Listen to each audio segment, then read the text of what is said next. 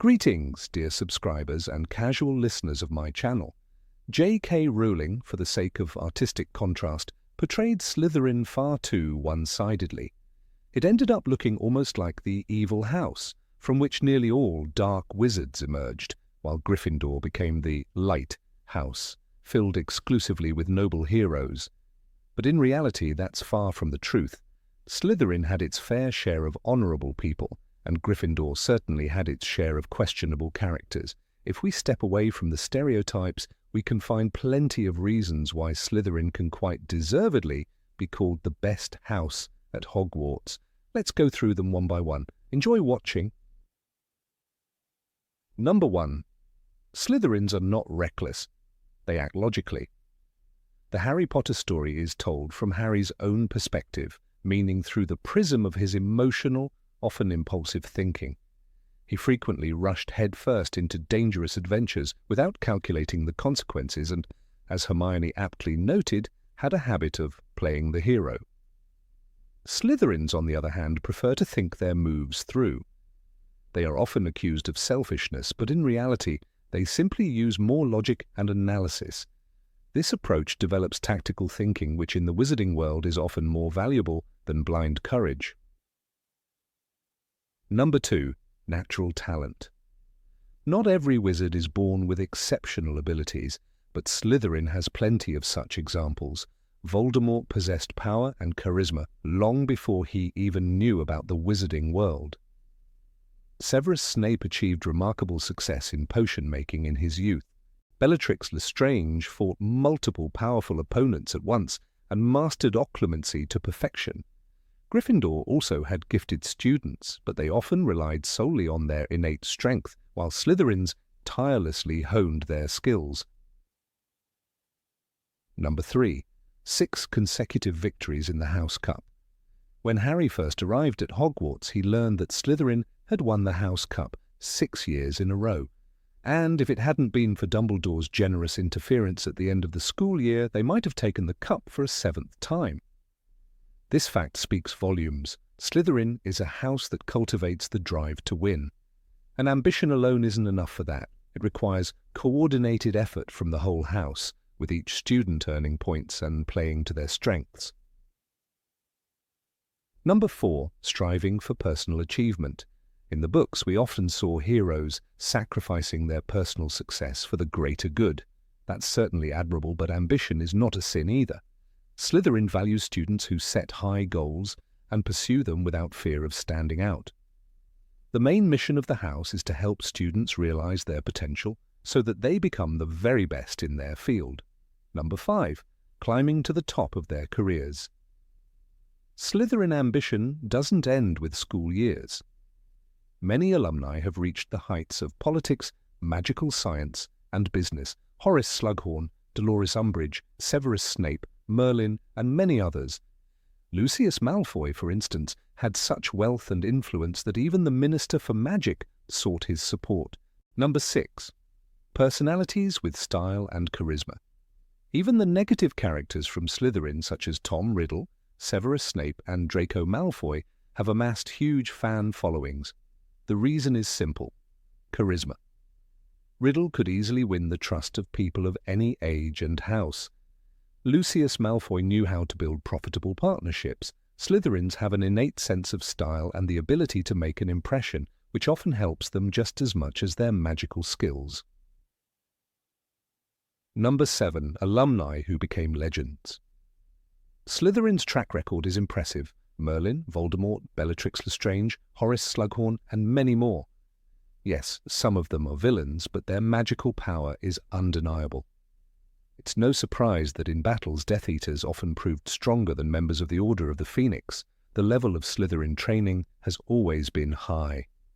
Number 8. Strong connections and Slug Club. Horace Slughorn understood that talent needed more than skill. It needed the right audience. His famous Slug Club gathered students with promise, not just pure bloodlines. He invited them to dinners where they sat beside ministry officials, famous authors, and influential witches and wizards. "It's all about connections, my boy," he once told Harry in The Half-Blood Prince. For Slughorn, an introduction at the right time was worth more than a dozen classroom victories. These connections had real power. Gwenog Jones, captain of the Holyhead Harpies, was a former Slug Club member. So was Merlin Award winner Barnabas Cuff, editor of The Daily Prophet. Slughorn's network meant that a Slytherin graduate could leave school with more than just NEWT scores. They could leave with allies. For those with ambition, this was a direct path to influence and opportunity. In Slytherin, ambition is never left to chance. The right people meet the right resources and ideas find the hands to bring them to life.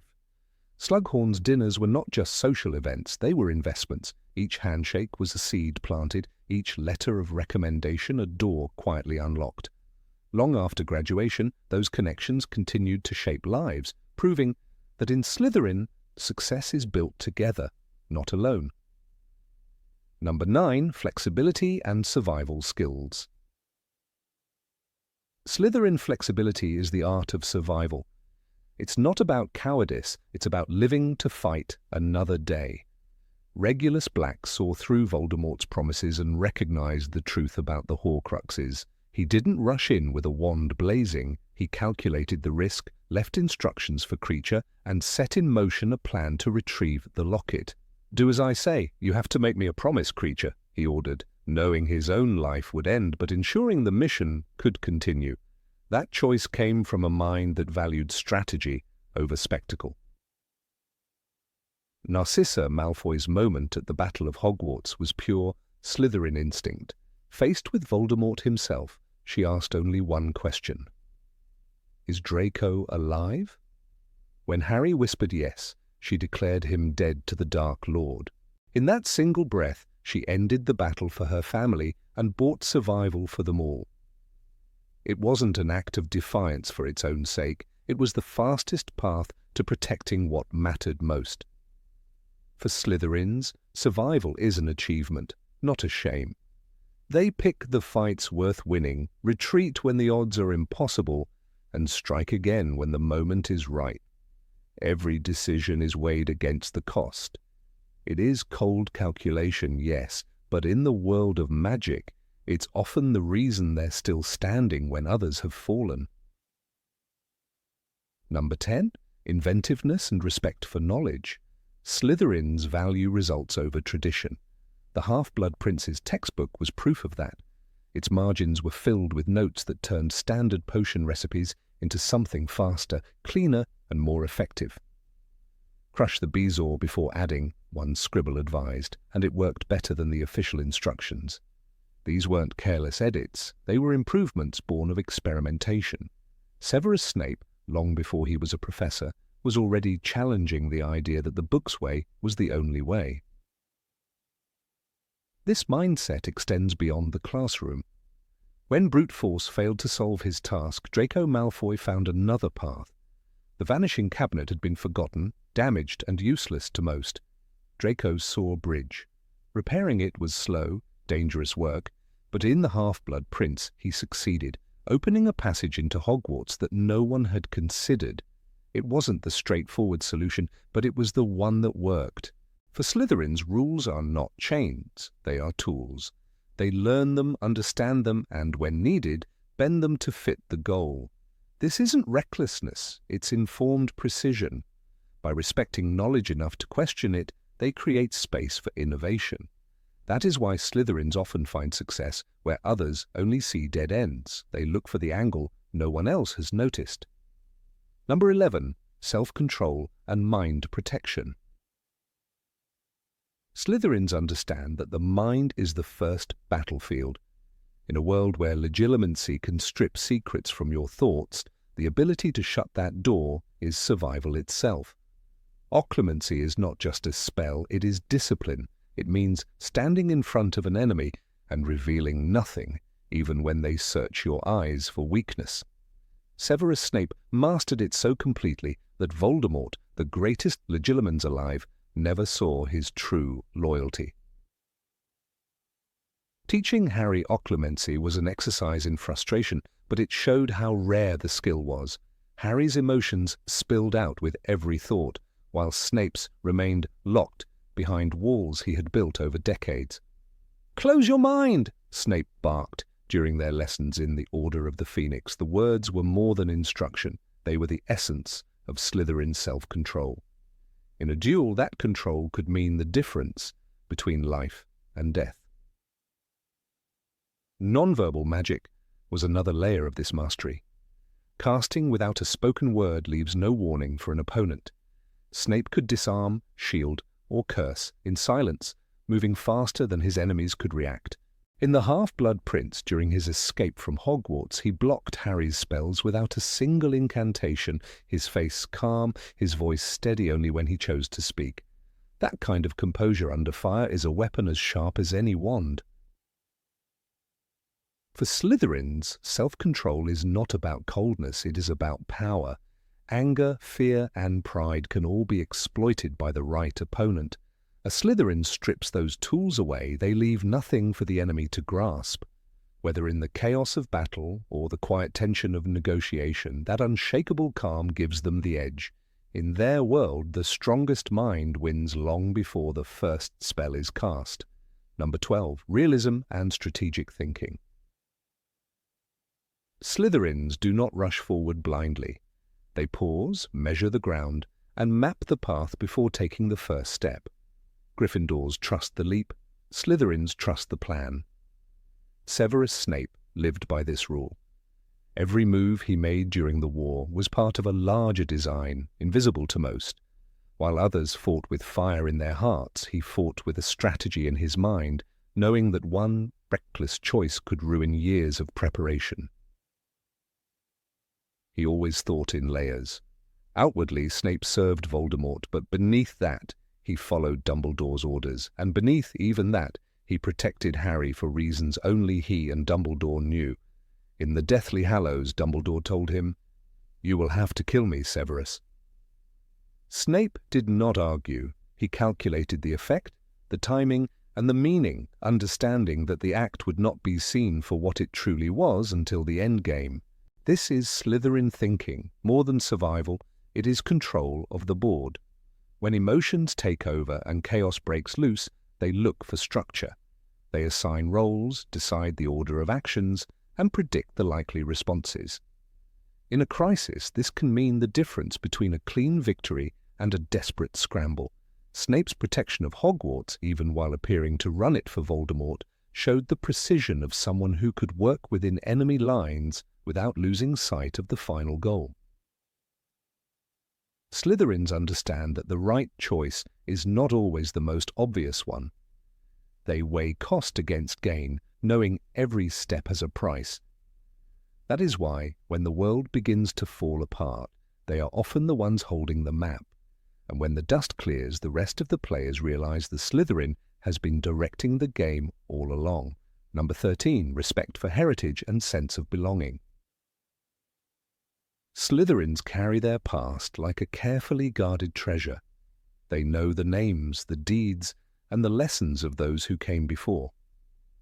This is not empty pride, but a reminder of the roots that hold them steady. Families like the Malfoys kept centuries of records, portraits, and heirlooms, not just for display, but as proof of where they stood in the wizarding world.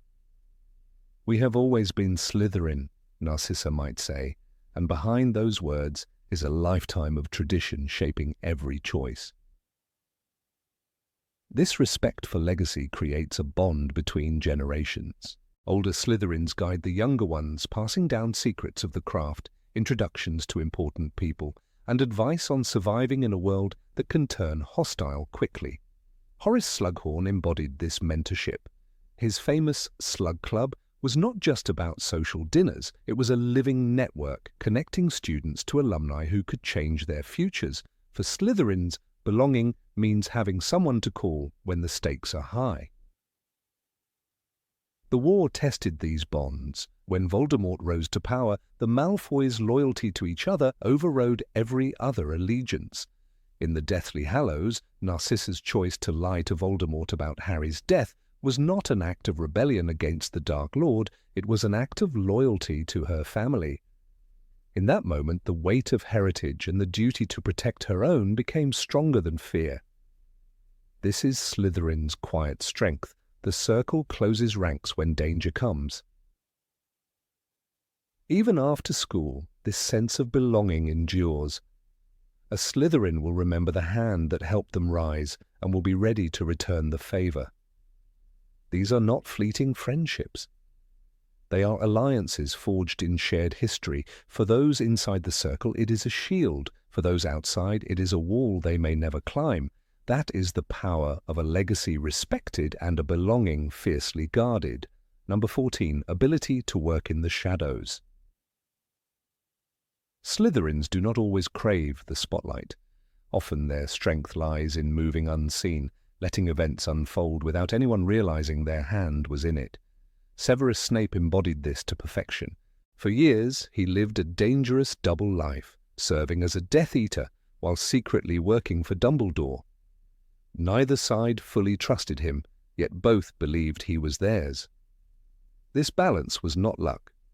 It was the art of blending into the shadows until the right moment came to act. When Snape killed Dumbledore on the Astronomy Tower, the world saw only betrayal. "Severus, please," Dumbledore whispered, and many believed it was a plea for mercy. Only later would Harry learn it was an agreement, a decision made long before that night. Snape's apparent treachery was the final step in a plan designed to protect Draco Malfoy and secure Voldemort's trust. It was a move no Gryffindor would dare, but a Slytherin could execute flawlessly. Operating in the shadows demands patience. Snape endured hatred from students, suspicion from Death Eaters, and the constant risk of exposure. Every class he taught, every sneer he gave Harry, reinforced the mask he wore. He could not afford even a flicker of warmth to betray his true loyalty. "I have deceived one of the greatest wizards of all time," he later told Voldemort, his voice cold and steady. And it was true. He had fooled them all. For Slytherins, glory is optional. Results are everything. Snape never saw his name cleared while alive. His heroism was revealed only after his death, through memories given to Harry. The boy who hated him saw the truth, that Snape had fought a war not with roaring speeches or shining armor, but with silence, secrecy, and sacrifice. In the end, the shadow had shaped the victory. Number 15. Loyalty to their own. Slytherin's loyalty is not the loud public display that Gryffindors might show in the Great Hall, nor the warm, inclusive embrace of Hufflepuff's community. It is quiet, sharp-edged, and deeply personal, forged in private moments, and tested under the weight of danger. When a Slytherin calls someone one of their own, it is not a casual phrase, it is a binding contract. They will risk reputations, break rules, and, if necessary, lay down their lives to protect that person. It is this intense, almost unshakable devotion to their inner circle that reveals a hidden strength beneath the house's reputation for self-interest. In a world where alliances shift and trust can fracture, Slytherin loyalty has a steel spine that rarely bends. Take Bellatrix Lestrange. In the wizarding world, her name carries a chill, associated with cruelty, fanaticism, and dark magic. Yet even her worst enemies could not accuse her of betrayal. Bellatrix's loyalty to Lord Voldemort was not a mask she wore when convenient. It was an obsession that outlasted her years in Azkaban and consumed every moment of her life thereafter. In Harry Potter and the Half-Blood Prince, Voldemort himself acknowledges her dedication, allowing her a proximity few others enjoyed. She fought for him in the Department of Mysteries without hesitation, and when she fell in the Battle of Hogwarts, it was in his service. Her last moments dueling Molly Weasley were not driven by self-preservation, but by the defense of her master's cause. While her loyalty was to a dark figure, the depth of her commitment stands as a testament to the unbreakable ties Slytherins form once they pledge themselves. Narcissa Malfoy's loyalty, however, wore a different face. Her devotion was not to an ideology, but to her son.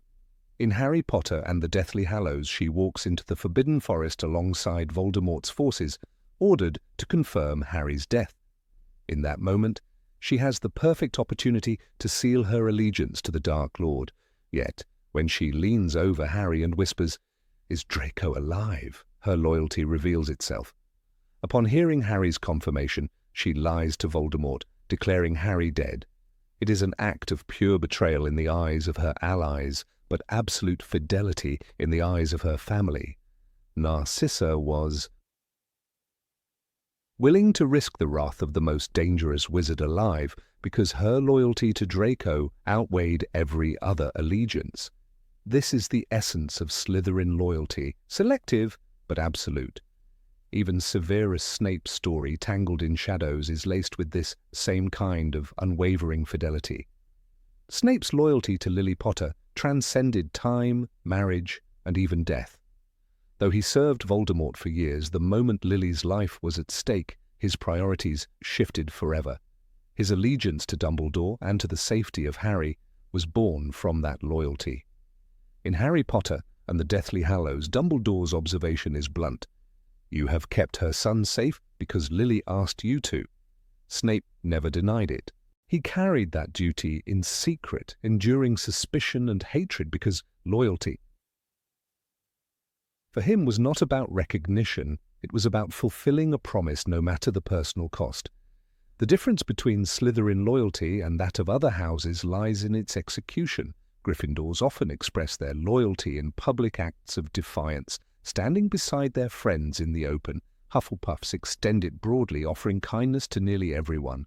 Slytherins, however, narrow their loyalty to a chosen few and guard it fiercely. This focus allows them to act decisively, without hesitation, and without the need for external validation. Their loyalty is not for display, it is a weapon they wield in the shadows. The world may never see the sacrifices they make, but the people they protect will feel them. Consider Draco Malfoy's arc during Harry Potter and the Half-Blood Prince. Tasked with killing Dumbledore, he is crushed under the weight of expectation and fear. He does not betray his family's cause, even when offered sympathy by Dumbledore himself. Though his actions are morally ambiguous, they reveal a young man trapped in a web of loyalties. Loyalty to his family's safety, loyalty to the cause his parents serve, and loyalty to the unspoken code of Slytherin unity. It is only later, during the Deathly Hallows, that this loyalty begins to fracture under the strain of reality, but even then Draco never openly denounces his family or delivers them into danger. Pansy Parkinson offers another glimpse into this dynamic. While she is often remembered for her petty cruelty at Hogwarts in the Deathly Hallows when Voldemort demands Harry be handed over, she instantly calls for it, not because of cowardice alone, but because, in her mind, protecting her house and ensuring their survival meant sacrificing an outsider. Her loyalty to Slytherin, however flawed in execution, dictated her priorities. She saw herself as defending her own, even if the morality of the act was deeply questionable. The Slytherin understanding of loyalty also extends to long-term strategy. They do not waste their devotion on temporary allies or causes without future value. Instead, they measure and choose where to invest it, ensuring that when the time comes, their actions will matter. This is why many Slytherin loyalties last a lifetime. Slughorn, for example, though far less dramatic than Bellatrix or Snape, maintained lifelong connections with former students he favoured. In Harry Potter and the Half-Blood Prince, his Slug Club was a manifestation of his selective loyalty, offering support, opportunities, and protection to those he considered promising. While self-interest played a role, it was coupled with genuine care for those in his circle. Number 16. Emotional resilience. In the labyrinth of Hogwarts politics and the unspoken wars between houses, Slytherin students have always carried a reputation for being calculating and composed. What many overlook is that this composure is not simply an affectation, it is a skill honed over years of necessity. From the first day they step into the dungeon common room, Slytherins learn that emotions are a currency too easily exploited. If you want to survive, let alone succeed, you cannot hand your enemy a weapon forged from your own fear or anger. The green and silver colors hide countless stories of students who, in the face of insult, betrayal, or danger, refused to crack. Even Harry Potter himself, though he belonged to Gryffindor, could not have triumphed in the trials he faced without adopting that same Slytherin discipline over his emotions. Consider the Chamber of Secrets incident. While most of the school spiraled into panic over the mysterious attacks, the Slytherin common room remained unnervingly calm. Students whispered, of course, but the panic was locked away behind a veil of controlled expressions. Draco Malfoy, who in many ways embodied the house's values, moved through the corridors with an air of superiority, never betraying the slightest sign of fear that the so-called heir of Slytherin might target him next. Even if he was far from the mastermind, his posture suggested he was untouchable. That facade of control was not mere arrogance. It was a shield. In dangerous environments, showing no weakness can be as valuable as wielding a wand. There is a striking moment in Harry Potter and the Order of the Phoenix when Harry, after witnessing Voldemort's return, begins to suffer from visions and intense emotional turmoil. Professor Snape is assigned to teach him occlumency, a discipline rooted in shutting off one's emotions and thoughts from an intruder. Snape's cold, detached demeanor during those lessons is a textbook display of Slytherin resilience. The mind is not a book to be opened at will and examined at leisure, he tells Harry. For Snape, control over emotion was not just personal, it was survival. He lived a double life, fooling both the Dark Lord and Dumbledore because he mastered the Slytherin art of concealment. This emotional discipline becomes even more apparent when examining how Slytherins navigate public perception. In Half-Blood Prince, the tension in the school rises with the news of Death Eater attacks. Where Gryffindors grow restless and outspoken, Slytherins adapt by becoming quieter, more reserved, masking their allegiances. Blaise Zabini, for instance, sits in the Slug Club dinners, charming enough to be included, yet never revealing a single personal weakness. His smile is polite, his tone neutral, his opinions carefully phrased. This subtle control keeps him in good standing with multiple groups, a survival tactic few Gryffindors ever bother to master. Harry's own survival in his final year depends on adopting these Slytherin qualities. While hiding at Shell Cottage and later infiltrating Gringotts, he must suppress fear and channel composure. The Gringotts break-in is an especially vivid example. Every instinct told him they were walking into a trap, yet he maintained enough outward calm to play the role of an authoritative Death Eater escorting Bellatrix Lestrange. That ability to wear a mask, to play a role convincingly, mirrors the way Slytherins survived the shifting tides of Hogwarts alliances. The Triwizard Tournament offers another window into the value of such composure. While the school's atmosphere became openly hostile toward Harry in the first task, Cedric Diggory, a Hufflepuff, allowed flashes of irritation and doubt to slip through, a natural reaction for someone unused to constant scrutiny.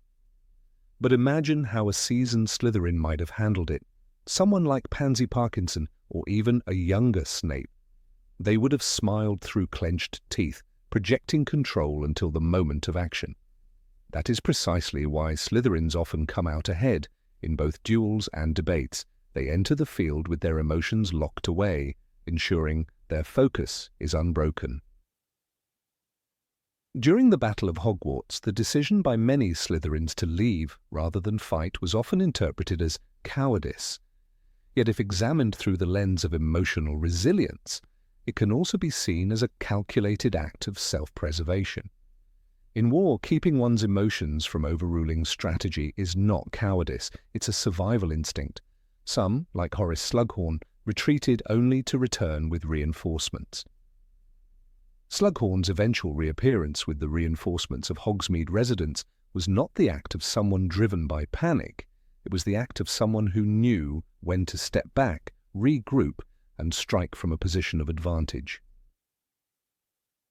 This control is also evident in Severus Snape's final moments. When Voldemort turns on him, Snape does not scream or beg. Even as Nagini's fangs sink into him, he maintains his composure enough to give Harry the memories, his most valuable secrets, without revealing the depth of his pain. "Look at me," he says, not for comfort, but to ensure Harry understands. That level of focus under mortal threat is the pinnacle of Slytherin endurance. Emotional steadiness also allows Slytherins to excel in situations that require political finesse. The Ministry of Magic, rife with manipulation and half-truths, has always been a natural environment for Slytherin alumni. Lucius Malfoy operated within it like a shadow, never betraying fear or doubt, even when his schemes were under scrutiny. In Chamber of Secrets, when confronted by Dumbledore over the diary plot, Lucius responds with smooth denials, his tone calm, his posture regal. Even in defeat, his pride and composure remain intact, signaling to allies and enemies alike that he is not broken. There is also a quieter kind of Slytherin emotional strength, the ability to endure long-term hardship without outward complaint. Draco Malfoy in Half-Blood Prince is tasked with a mission that terrifies him to his core: assassinate Dumbledore. He knows failure means death, yet he hides his fear from almost everyone, even from those who might help him. His constant trips to the Room of Requirement are calculated, hidden, deliberate. When cornered, his instinct is not to collapse but to keep maneuvering, to keep the mask in place until the last possible second. Number 17, ability to see others' weaknesses. Slytherins have a way of seeing the world that others often overlook. While Gryffindors might charge into a situation with courage, and Ravenclaws may dissect it with intellect, Slytherins study the people involved. They notice the way someone hesitates before answering a question, the slight tremor in a hand when a sensitive topic arises, or the way a person's voice tightens when a certain name is mentioned. This isn't just idle curiosity, it is deliberate. They gather information silently, as if collecting threads until they can weave them into something useful. The difference is that where others might see these details as passing observations, Slytherins see them as opportunities. In the chessboard of human interaction, they are always 3 moves ahead, not because they are inherently manipulative, but because they understand the human mind better than most. Take Lucius Malfoy, for instance. His presence in the Ministry of Magic was never merely about his own wealth or influence. He understood the weaknesses of those around him, their fears of losing status, their ambitions, their vanity. When Cornelius Fudge, the Minister for Magic, began to feel the public pressure during Voldemort's rise, Lucius knew exactly how to lean into his insecurities. In Harry Potter and the Order of the Phoenix, we see him offer veiled suggestions, flattering the minister's judgment while quietly ensuring that the laws passed benefited the pure-blood cause. He never shouted, never forced. Instead, he positioned himself as an ally who only wanted what was best for the wizarding world, a line that masked the very personal goals beneath it. That is a Slytherin's craft, not simply manipulation, but an understanding of how the subtle push in the right direction can make someone believe it was their own idea. This ability to see weaknesses is not always sinister. In fact, when used with restraint, it can be one of the most valuable skills in building alliances. Severus Snape embodied this in his teaching style, though often wrapped in sarcasm and cruelty. He could spot a student's confidence and dismantle it with a single comment if he believed it was leading to arrogance, as with Harry in potions class, but he could also identify raw talent, even in those he disliked. When Hermione brewed the Polyjuice potion correctly in her second year, Snape's glare was not only out of irritation, it was the recognition of someone who had managed a difficult magical feat. His gift for perception allowed him to survive in the dangerous dual role as Dumbledore's spy, where the wrong word or the wrong glance could have exposed him. In The Half-Blood Prince, when Narcissa Malfoy approached him for help, Snape did not need her to explain every detail. He could read her fear, the tremor in her voice, and the desperation behind her request for the unbreakable vow. He understood her motives before she finished speaking. Slytherin's emphasis on observation also manifests in the way its members handle conflict. They do not waste time attacking where their opponent is strong. Instead, they search for the cracks, the vulnerabilities. Draco Malfoy, though young and often reckless, displayed this instinct as early as his first year. In the Chamber of Secrets, he taunted Harry about not knowing his own family's place in the wizarding world, deliberately pressing on Harry's insecurity about his parents. While cruel, this was not random. It was a calculated choice to strike at what would unsettle Harry most. For a Gryffindor, such tactics might feel dishonorable, but for a Slytherin it is simply efficient. Why fight a battle on even ground when you can tilt it in your favor before it begins? Even in friendship, Slytherins apply their awareness of others' weaknesses. This is not to harm, but to strengthen bonds. When Pansy Parkinson clung to Draco in moments of stress, it was because he knew how to command a room, to make her feel protected. The same principle works in reverse. Slytherins are drawn to those who can cover their own blind spots. It is less about affection and more about mutual benefit, a kind of unspoken agreement that each will shield the other's weaknesses in public. This may not sound romantic or noble, but it is pragmatic, and pragmatism often wins where sentiment fails. Horace Slughorn, perhaps the most affable Slytherin in the series, provides a softer example. His famous Slug Club was not only a network of talented students, but a map of potential influence. He remembered the little details: who had political ambitions, who had a famous parent, who had a gift for charms. In The Half-Blood Prince, when he finally gives Harry the memory about Voldemort, it is not just because Harry asked, it is because Harry, without realizing it, appealed to Slughorn's deepest vulnerability, his guilt over having given Tom Riddle that fateful information. Harry's persistence chipped at that guilt until the professor could no longer bear the weight. Slughorn's eventual cooperation shows that recognizing someone's weakness can be a path to achieving something good, even if it is uncomfortable for the other person. Slytherins also know that weaknesses are not always flaws. They can be openings for trust. When they reveal their own vulnerabilities, it is often calculated, but it creates a sense of closeness that others mistake for genuine exposure. Bellatrix Lestrange rarely showed doubt, but when she did, it was always in moments where her faith in Voldemort could be reinforced by those around her. Her need for his approval was her greatest weakness, and her fellow Death Eaters, particularly Snape, understood this. Snape could manipulate her disdain for him into an opportunity to defend his loyalty in front of Voldemort, strengthening his own position. Number 18. Ability to change the rules of the game. Slytherin's greatest strength has always been its ability to change the game entirely, not merely to play it better than others. This is a house that produces individuals who refuse to accept limitations as they are presented.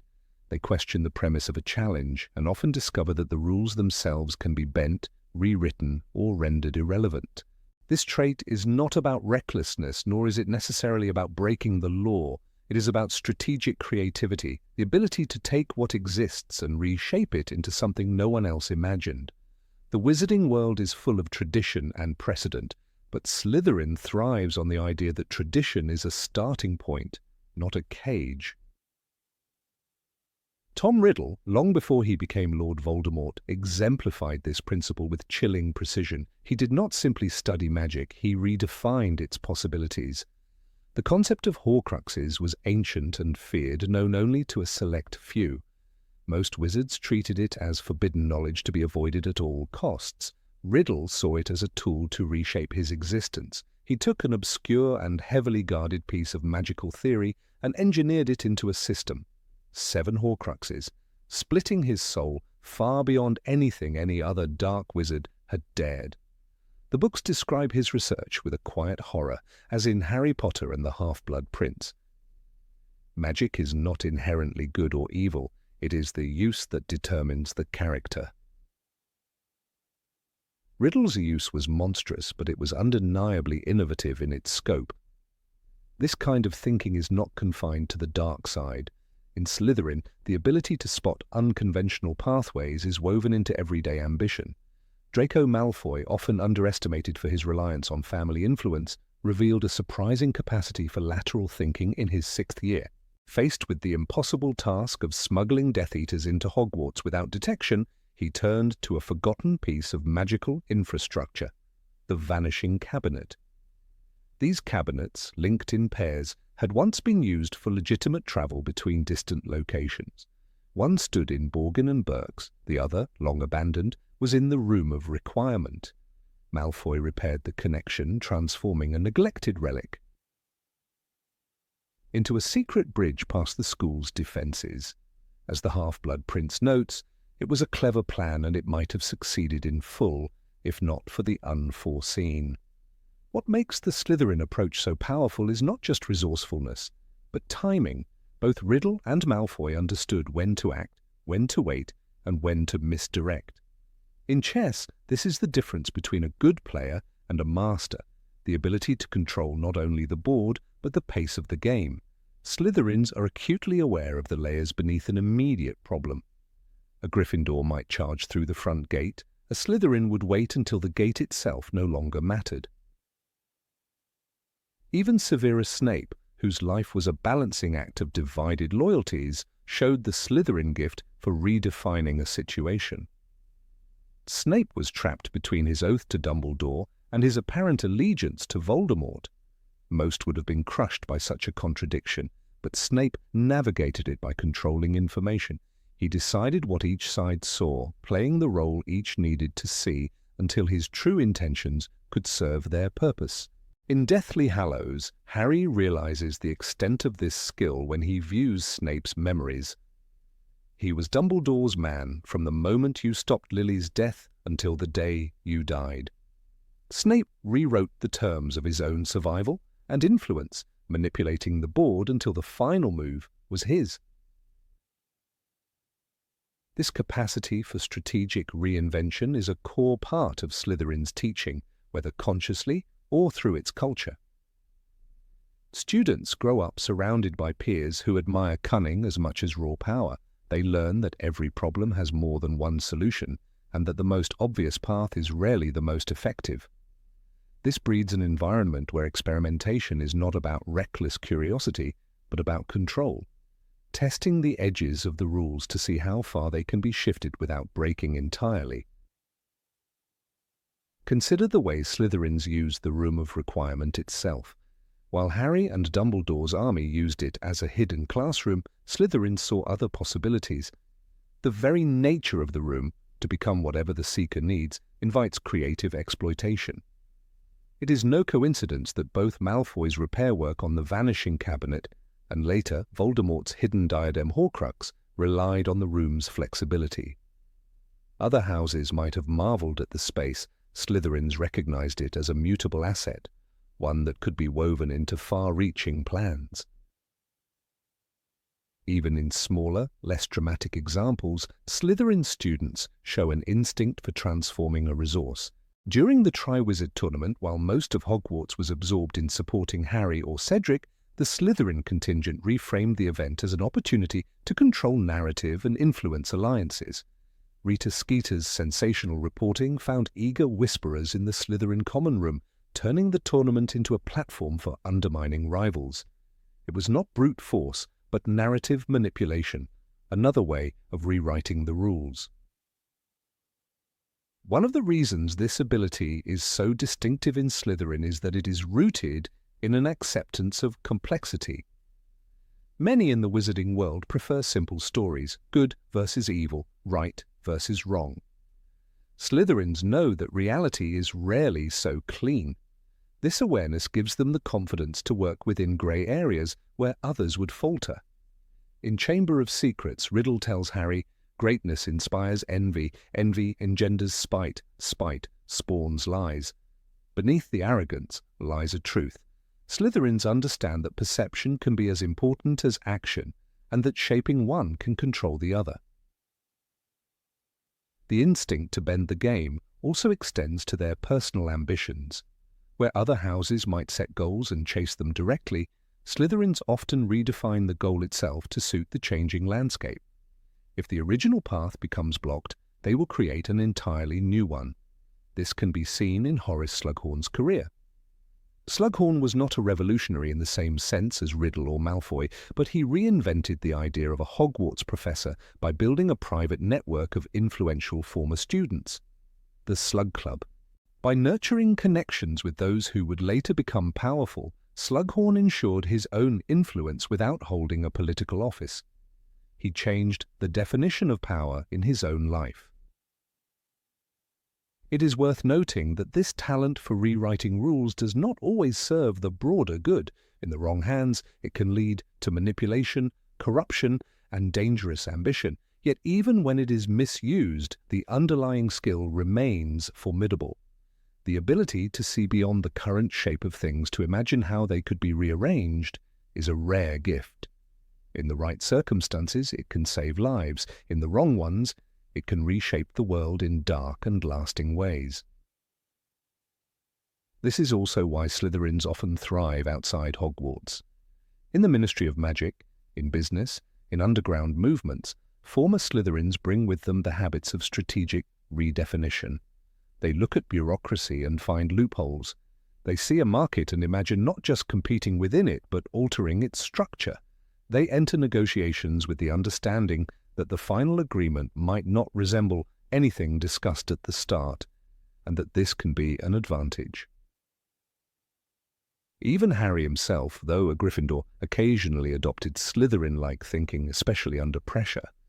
His use of Polyjuice Potion in Chamber of Secrets, his decision to sneak into Umbridge's office in Order of the Phoenix, and his calculated destruction of Voldemort's Horcruxes show an understanding of indirect tactics.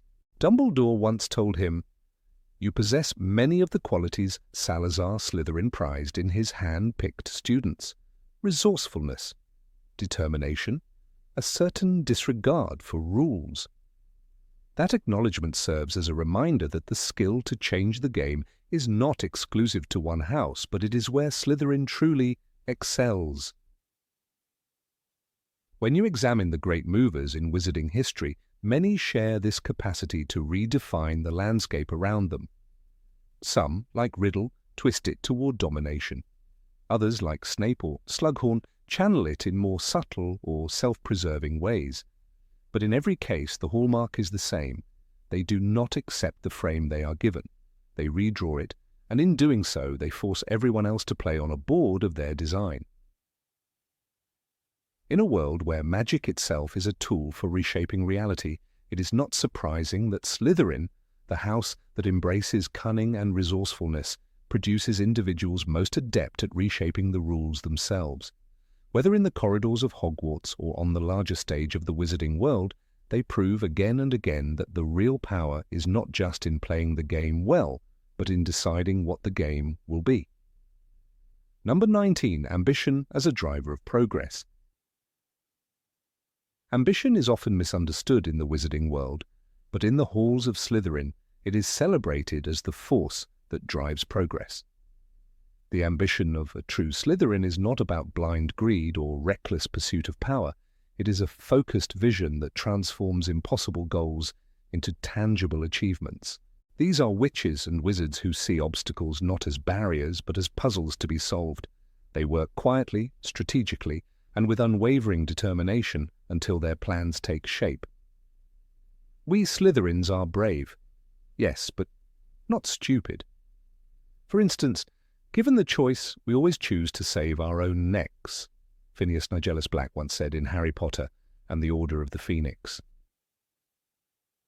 This was not cowardice, it was a reminder that self-preservation is the foundation of building a lasting legacy. Many forget that some of the greatest magical breakthroughs came from minds that wore green and silver.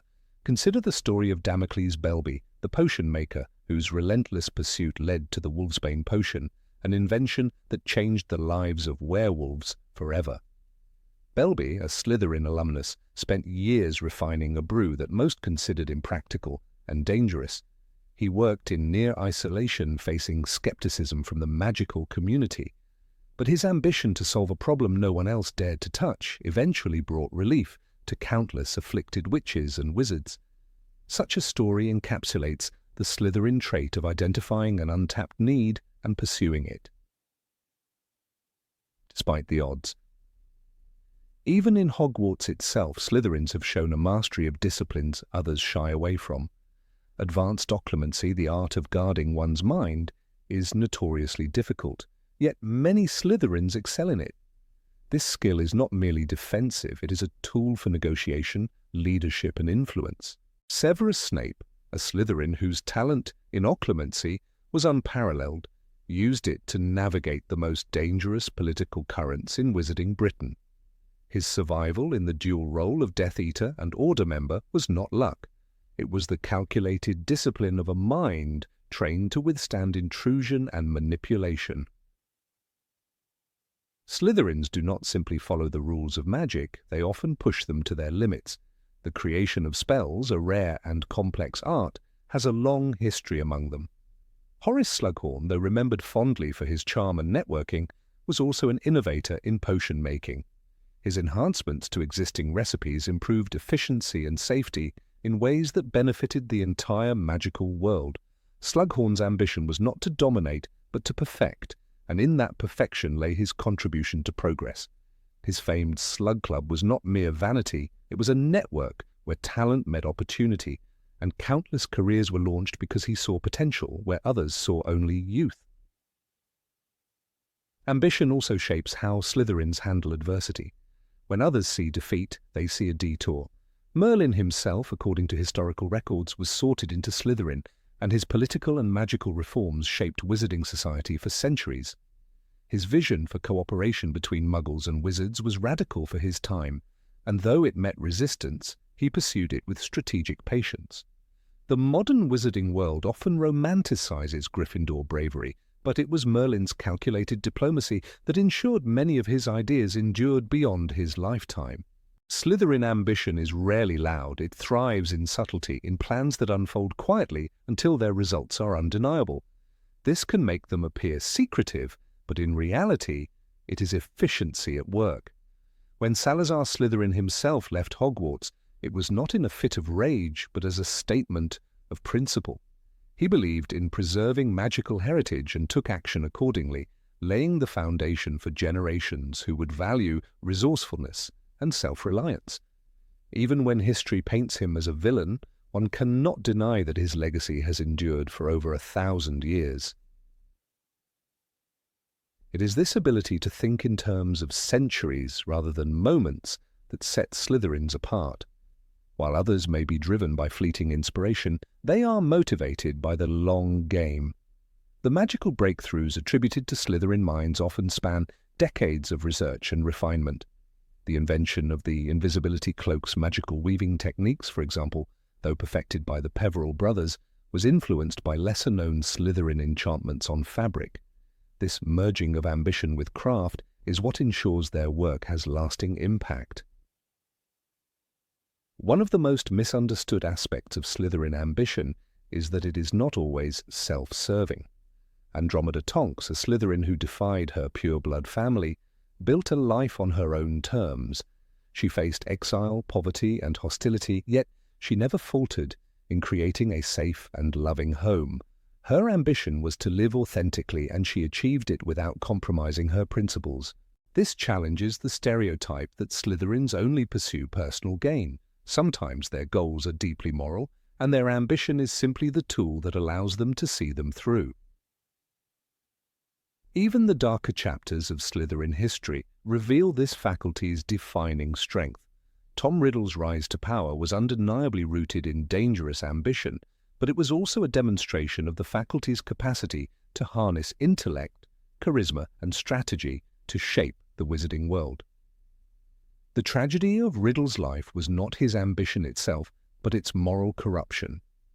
Had his goals been directed toward constructive ends, there is little doubt he would have been remembered among the most brilliant wizards in history. This duality, the power to create or to destroy, is the true measure of Slytherin potential. Ambition fuels resilience. Think of Leta Lestrange, whose troubled family history and personal mistakes haunted her throughout her life. Though plagued by guilt, she pursued excellence at the Ministry of Magic, carving a place for herself in a system that doubted her. The burden she carried did not diminish her drive. If anything, it sharpened her focus. This determination in the face of personal demons is a hallmark of the Slytherin spirit. No matter how flawed, they keep moving forward. This faculty's alumni also leave their mark outside of purely magical achievements. In the field of magical lore, Cassius Warrington, though known to many as a Quidditch player during Harry Potter's time at Hogwarts, later became influential in reforming the Department of Magical Games and Sports, rooting out corruption, and introducing fair play regulations. His work improved the lives of countless athletes and fans, demonstrating that Slytherin ambition can flourish in governance as well as in magic. The common thread among these individuals is a refusal to accept mediocrity. "You could be great, you know, it's all here in your head," the Sorting Hat told Harry in Harry Potter and the Philosopher's Stone when it considered placing him in Slytherin. Greatness is not an accident in this house. It is the product of careful planning, a relentless work ethic, and the courage to take risks others shy away from. This willingness to embrace challenge is precisely why so many Slytherin innovations stand the test of time. In truth, Slytherin ambition is a mirror. It reflects the character of the one who wields it. In the hands of the wise, it builds bridges, cures diseases, and rewrites history for the better. In the hands of the reckless, it can lead to ruin. But the faculty itself does not dictate the outcome. It simply equips its members with the tools to reach higher than most dare. Those tools, strategic thinking, resourcefulness, and a relentless drive, are the same ones that have advanced the wizarding world in profound ways. To dismiss Slytherin as merely cunning or self-serving is to ignore centuries of progress shaped by its members. The Wolfsbane potion, the occlumency arts, the reforms of Merlin, the quiet bravery of Andromeda Tonks all stand as monuments to what ambition can achieve when it is paired with vision. Perhaps that is why, for those who look beyond the stereotypes, Slytherin is not simply a house defined by ambition, but a legacy defined by the progress that ambition makes possible. Number 20, Art of Persuasion. Tom Riddle walked through the corridors of Hogwarts with a calm elegance, his footsteps almost soundless, his gaze precise and deliberate. He understood better than most that people rarely respond to force with loyalty, but they often respond to charm with obedience. In the orphanage, before he even knew the full extent of his magical heritage, he had learned how to watch people, to read the tension in their shoulders, the flicker of doubt in their eyes. By the time he reached Hogwarts, that skill had transformed into an art form. Teachers who should have been suspicious found themselves praising his brilliance. Dumbledore himself noted, "You will find I am something of a historian of Hogwarts," when he spoke to young Riddle, but even in that moment, he acknowledged the boy's unnerving ability to present himself as someone above suspicion. This was Slytherin's gift made flesh, the power to make others come to your side without realizing they had been guided there. The Sorting Hat, when placed on a Slytherin's head, does not choose solely for ambition. It chooses for an instinctive grasp of human behavior. It sensed in Riddle the same quality it once admired in Salazar Slytherin himself, the ability to turn an enemy into an ally, or at least to make them believe resistance was pointless. This talent was not limited to Riddle. Decades later, Horace Slughorn would demonstrate it in a different form, preferring warmth over intimidation.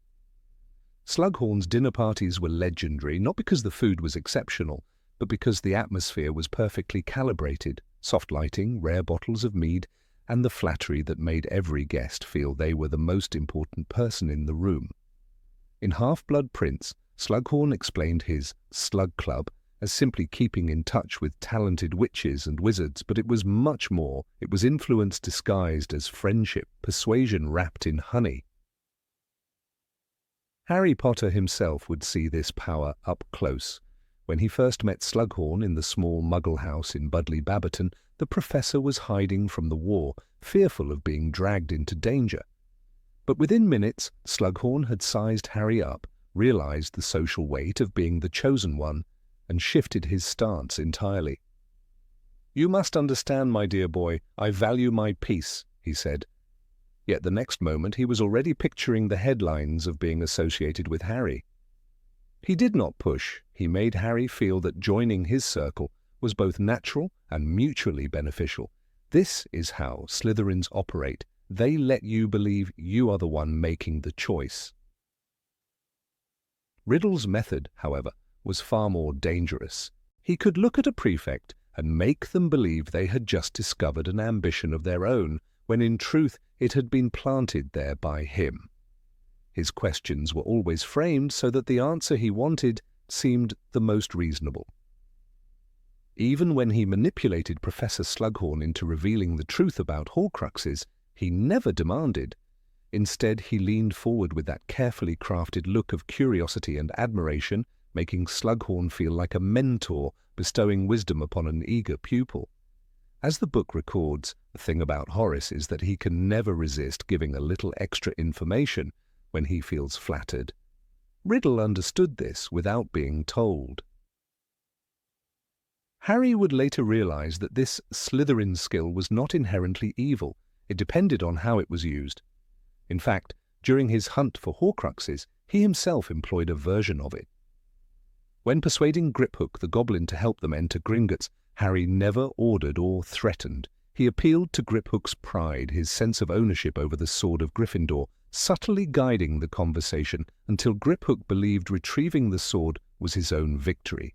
It was an echo of the same art that had once made Riddle so persuasive, though in Harry's case it was wielded for a righteous cause.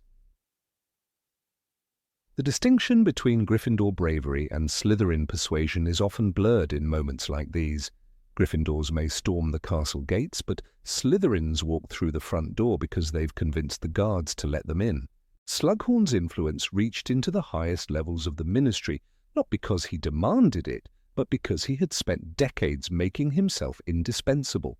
As he once remarked to Harry, "I'm something of a collector, you know."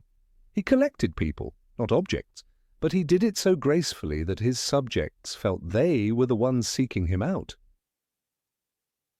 Even Harry's mother, Lily Evans, was drawn into Slughorn's circle, though she was a Gryffindor. Slughorn praised her talent in potions, but more importantly, he made her feel valued.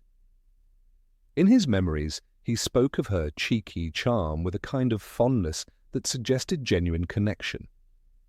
This is where Slytherin's persuasion transcends manipulation. It creates bonds that feel real, even when they are also strategic.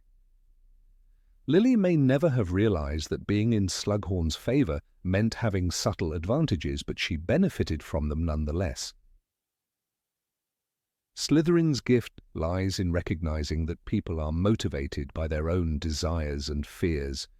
A skilled Slytherin does not fight these currents, they steer them. Tom Riddle made Professor Slughorn believe he was sharing forbidden knowledge in the spirit of academic curiosity. Slughorn made ministry officials believe they were gaining his favor, when, in truth, it was the other way around.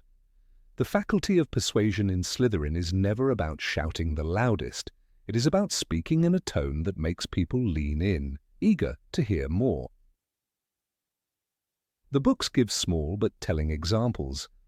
When Draco Malfoy wanted to humiliate Harry in Chamber of Secrets, he did not simply insult him. He planted the idea that Harry was seeking fame, a notion that others might quietly agree with if they were already jealous. He sowed doubt without outright accusation. This is persuasion as a weapon, sharp, silent, and often invisible. It works because it does not feel like an attack. It feels like a revelation. Harry himself fell under this influence in subtle ways. During his 6th year, Slughorn's charm made him overlook the professor's self-interest, focusing instead on the flattery and the warmth of being invited to the Slug Club. It took a crisis for Harry to realize that Slughorn's reluctance to share the truth about Horcruxes was not about morality but about self-preservation. Yet even then, Harry understood that the way to get the information was not to confront Slughorn aggressively, but to create a situation where the professor felt safe to reveal it. This strategy worked. Harry brought Slughorn into a memory not through force, but through the art of making the old man believe it was his own decision to comply. The mastery of persuasion within Slytherin often begins with observation. Both Riddle and Slughorn were keenly aware of how people presented themselves, and they adjusted their approach accordingly. Riddle knew to be deferential to powerful figures while quietly undermining his rivals. Slughorn knew when to flatter and when to withhold, making his approval feel rare and valuable. This constant adaptation is why Slytherins can thrive in almost any environment. They read the room before making a move. Some might argue that persuasion can be a tool for deceit, and indeed, in the hands of someone like Voldemort, it became a path to terror. But persuasion can also open doors that brute force would only close. Without Slughorn's eventual cooperation, Harry might never have learned the truth about Horcruxes in time. Without Riddle's charm, he might never have gained the information he needed to create them in the first place. In both cases, the result hinged on the same skill: convincing someone to act against their initial instincts. Even the Sorting Hat admitted in Philosopher's Stone that Harry could do well in Slytherin because he had greatness within him and the ambition to achieve it. What the Hat also saw, perhaps, was his latent ability to influence others.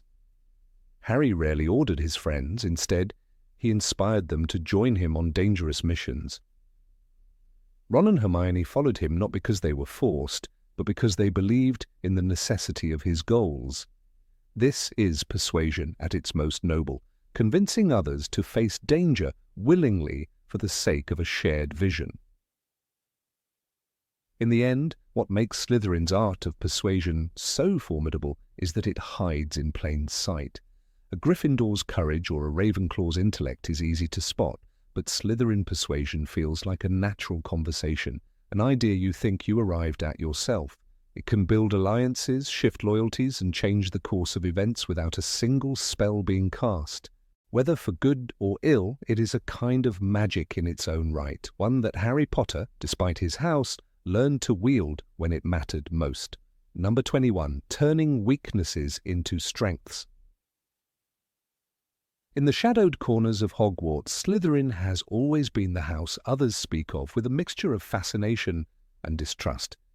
Yet Harry Potter himself, though never a Slytherin, unwittingly proved why it might be considered the best house: its ability to transform weakness into strength. Caution, often mistaken for cowardice, in Slytherins becomes strategic vigilance. Suspicion becomes the capacity to anticipate danger before it arrives. These qualities, which the Gryffindors might dismiss as overthinking, are in truth weapons honed over years of surviving in a castle full of rivalries, ambitions, and dangers. It was not in the open clash of swords, but in the silent calculation of moves ahead where Slytherin thrived. Harry's own encounters with members of the house repeatedly forced him to acknowledge, sometimes reluctantly, that this adaptability was unmatched. One of the clearest illustrations of this truth lies in the life of Severus Snape. Born to a Muggle father and a witch mother, he carried into Hogwarts the burden of being neither wealthy nor socially favoured. Among pure-blood supremacists, his half-blood status could have been a permanent brand of inferiority. But Snape never allowed that label to define his worth. Instead, he retreated into the meticulous, solitary discipline of potion-making, a subject most students saw as tedious. It was here, in the dim light of his cauldron, that he transformed his social disadvantage into a fortress of skill. Harry saw firsthand that Snape's mastery of potions was not merely academic, it was an arsenal. When Dumbledore said of Snape's concoctions that there was no standard textbook method, this was Snape's own, it was a testament to how the Slytherin mind weaponized personal craft. The caution that defines Slytherin can be misunderstood by outsiders as fear, but for Snape it became an instinct for survival. He understood that openly challenging those more powerful was reckless, better to watch, wait, and strike when the blow would count. Even as a student surrounded by future Death Eaters, he learned the subtle art of staying valuable without becoming disposable. When Harry, during his 6th year, discovered the Half-Blood Prince's annotations in his potions textbook, brilliant shortcuts and improved recipes, he was glimpsing the culmination of years in which Snape refused to let his weaker position dictate his destiny. The words scribbled in the margins were quiet defiance, proof that the mind could always sharpen itself sharper than any wand duel.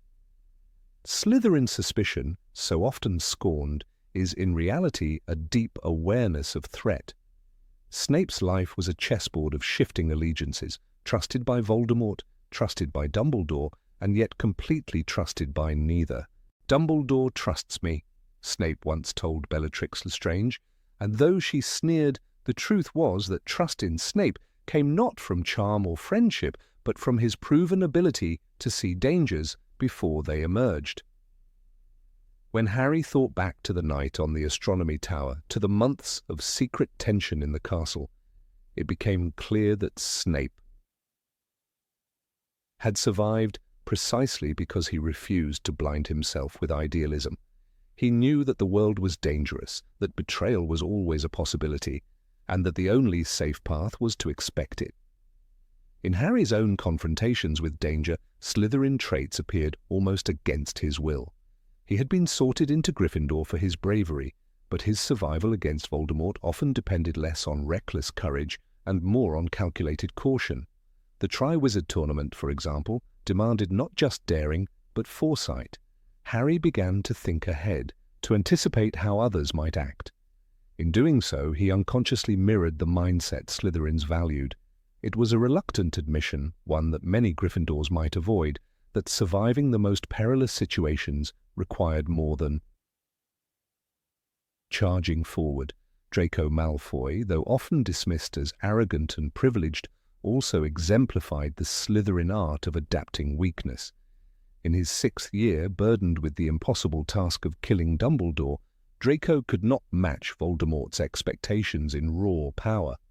His strength lay in secrecy, in using the Room of Requirement to conceal the vanishing cabinet, in pretending to be a normal student while plotting. "I don't need protection," Draco insisted to Snape, but beneath the words was the truth. He was surviving not through open battle, but through calculated concealment. Harry, watching Draco's haunted face in the bathroom before their duel, realized that this was not cowardice. It was the desperate ingenuity of someone cornered and still fighting. Even in smaller, less dramatic moments, Slytherin's skill at turning flaws into weapons was visible. Horace Slughorn, for example, was openly self-serving. Many saw this as weakness, a lack of moral backbone. Yet Slughorn's selectivity in relationships, his careful curation of a slug club filled with promising students, created a network of influence that even Dumbledore acknowledged was valuable. Slughorn's self-interest, in Slytherin terms, was not shameful, but strategic. When Harry approached him for the memory of Horcruxes, it was precisely Slughorn's selective trust that made the moment so difficult and so critical. Harry's war with Voldemort was filled with instances where Slytherin-like thinking saved lives. When he, Ron, and Hermione infiltrated the Ministry of Magic, success depended on blending in, anticipating suspicion, and preparing escape routes, tactics any Slytherin would recognize. It was a departure from Gryffindor impulse and a turn toward the careful, risk-calculating style that had allowed Snape to live as a double agent for nearly 2 decades. This balance of bravery and caution, Harry came to see, was the true winning strategy in a world where a single misstep could be fatal. The transformation of weakness into strength is perhaps best captured in Snape's eventual revelation. To the outside world, he had been the cold, bitter potions master, the villain of Harry's school years. In truth, his perceived hostility toward Harry was a shield, protecting both of them from suspicion. His flaws, his bitterness, his mistrust were in fact the very traits that allowed him to guard Harry under Voldemort's nose. "Look at me," Snape whispered in his final moments, and Harry understood that even the guardedness he had despised was part of the man's armor. Slytherin's suspicion had saved more than just Snape, it had saved the boy who lived. Slytherin's adaptability extended beyond individuals to the house as a whole. During the Battle of Hogwarts, when the call to evacuate came, many saw Slytherins leaving as a sign of betrayal. In reality, for those who stayed, like the younger students who later fought, this choice was not impulsive but calculated. They were measuring risk against survival, a choice often vilified but essential in warfare. And yet, when the moment demanded it, Slytherins could pivot instantly from self-preservation to decisive action, as demonstrated by Slughorn's return with reinforcements for the final stand. Harry's victory over Voldemort, though rooted in Gryffindor courage, was also shaped by the Slytherin principles he had encountered through Snape, Slughorn, and even Malfoy. Courage without caution is reckless. Caution without courage is stagnation. Slytherin's mastery lies in merging the two, moving boldly, but only after ensuring the move cannot be easily countered. Snape's entire existence was proof of this balance, as was every potion he brewed, precise, deliberate, and potent. Even Voldemort himself, the darkest product of Slytherin, reflected the house's paradox. His rise to power was built on identifying and exploiting the weaknesses of others, fear, ambition, prejudice, and turning them into tools. While his goals were abhorrent, his method was textbook Slytherin. No advantage was too small, no flaw too trivial to weaponize. Harry, studying his enemy, learned the same lesson in reverse, how to anticipate such tactics and use them against the Dark Lord. The more Harry reflected on his years at Hogwarts, the more he saw that the traits most condemned in Slytherin were simply the shadows of virtues valued elsewhere. Ambition was drive, caution was prudence, suspicion was awareness. The difference lay in how these traits were applied and whether they served selfish or noble ends. Snape had shown that even a life built in secrecy and mistrust could be dedicated to love and loyalty, however concealed. In the quiet after the war, Harry found himself defending Slytherin in ways his younger self never would have imagined. He could still recall the Sorting Hat's words in his first year. "You could be great in Slytherin." Back then, the idea had frightened him. Now he understood it as recognition of potential, not to become a different person, but to embrace the survival instincts, the adaptability, the ability to turn every perceived disadvantage into an unexpected strength. And perhaps, without realizing it, Harry had been carrying a little of Slytherin within him all along. Number 22, ability to act alone. In the shadows of the Great Hall, where banners of scarlet, blue, yellow, and green hung in perpetual rivalry, Slytherin House cultivated a reputation that outsiders often misunderstood. The common belief was that its members were cunning, ambitious, and above all, willing to do whatever it took to get ahead. What was less frequently acknowledged was the quiet strength that came from their independence, the way they could operate without the safety net of a group. While Gryffindors glorified team heroics and Hufflepuffs leaned on unity, Slytherins could stand alone in the storm and still press forward. This independence was not a lack of trust. It was a survival skill honed through generations, a silent agreement that no one would wait for help when the path ahead could be claimed alone. The Triwizard Tournament served as a reminder of this trait, though few examined it from that angle. When Harry Potter, not a Slytherin by Sorting Hat's choice, but certainly possessing streaks of Slytherin steel, faced the tasks alone, he embodied the very skill Slytherins valued, the ability to act independently under pressure. "Play to your strengths," the Sorting Hat had murmured to him in his first year, offering Slytherin as an option, and in the second task, where other champions relied heavily on alliances or advance help, Harry's decision-making was quick, unfiltered by committee. He plunged into the Black Lake not as part of a squad, but with the understanding that the outcome rested solely on him. It was the same quality seen in the likes of Severus Snape, who navigated a treacherous double life for years, making calculated moves without ever revealing his full hand. Slytherin independence was rarely gentle. Draco Malfoy's arc during the events of Harry Potter and the Half-Blood Prince illustrated the brutal isolation that often accompanied it.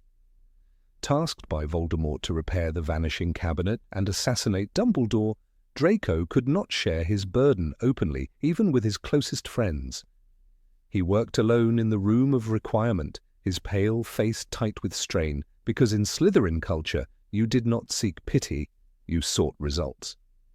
"I don't need help from filthy little mudbloods like her," he once spat, a cruel phrase masking a deeper truth. In his mind, accepting help was a weakness. His mission might have been dark, but the underlying skill, operating without the cushion of a group, was one that made Slytherins formidable in both noble and ignoble pursuits. Even away from the war's grand schemes, everyday life at Hogwarts tested this quality. The Slytherin common room, hidden beneath the lake with its green-tinged light and low, whispering ceilings, created an atmosphere of self-reliance. You were surrounded by allies, yes, but there was an unspoken expectation. Prove yourself as an individual first. When Theodore Nott slipped quietly out of lessons to tinker with illegal magical objects, no one stopped him, nor did anyone rush to cover for him. It wasn't neglect, it was respect for the solitary path he had chosen. Success or failure would be entirely his own. Severus Snape's tenure as a spy for the Order of the Phoenix remains one of the clearest examples of Slytherin independence wielded for a greater cause. His life was a masterclass in acting alone under impossible conditions. "Look at me," were his final words to Harry, spoken in the shrieking shack, and they encapsulated a career spent holding a delicate balance without partners to share the risk. While others in the Order could rely on open support from comrades, Snape's path was deliberately solitary. Every decision, from deceiving Voldemort to protecting Harry, was taken without consultation. This was not the Gryffindor version of bravery, it was a colder, lonelier form of courage, sharpened by the knowledge that if he fell, there would be no one to pick up his work. Contrast this with the way Gryffindor victories were often achieved. Harry's defeat of the Basilisk in the Chamber of Secrets, while technically a solo feat, came only after help from Fawkes and the Sorting Hat. Slytherin victories, in their truest form, tended to be purer in isolation. Consider Regulus Black, who, without informing the Order or his family, infiltrated Voldemort's hiding place to replace the Horcrux with a fake. His note, "I face death in the hope that when you meet your match you will be mortal," was not sent with an expectation of rescue. It was the act of someone who trusted his own plan more than the collective strategies of others. This self-reliance often made Slytherins dangerous opponents. They did not crumble when allies deserted them. They recalculated. Bellatrix Lestrange, unhinged though she was, demonstrated this in the Battle of the Department of Mysteries. While the Death Eaters were ultimately defeated, Bellatrix maneuvered independently through the chaos, adapting when her comrades fell. Her ability to continue fighting effectively without a chain of command was a hallmark of Slytherin conditioning. Independence was both their sword and shield. It would be easy to confuse this independence with arrogance, but the two are not synonymous. Many Slytherins learned early that too much trust in others could be fatal. Voldemort himself, once Tom Riddle, began his rise without a network of peers to lean on. His exploration of Horcrux creation was conducted in secrecy, without advisors or witnesses. The morality of his path is irrelevant here. What matters is the demonstration of a faculty-trained instinct. Do it yourself, because no one else will protect your vision as fiercely as you will. For Harry Potter, glimpses of this trait surfaced repeatedly, even though he wore Gryffindor's colours. In Harry Potter and the Deathly Hallows during the hunt for Horcruxes, he often moved ahead with decisions before Ron and Hermione could weigh in. His choice to walk into the Forbidden Forest to face Voldemort alone was, at its core, an act of Slytherin-style independence. No battle plan, no allies flanking him, just the unshakable clarity that some paths are meant to be walked alone. In that moment, he reflected the same uncompromising solitude that defined Snape, Regulus, and other Slytherins before him. The practical advantage of this independence was resilience. While Ravenclaws might falter if cut off from intellectual collaborators, and Hufflepuffs might lose momentum without mutual support, Slytherins thrived in the vacuum. Pansy Parkinson, though often dismissed as shallow, displayed this during her later career in business, where she shifted alliances swiftly, never waiting for consensus before making a deal. The seeds of this came from a school culture where you could not count on unanimous approval before acting.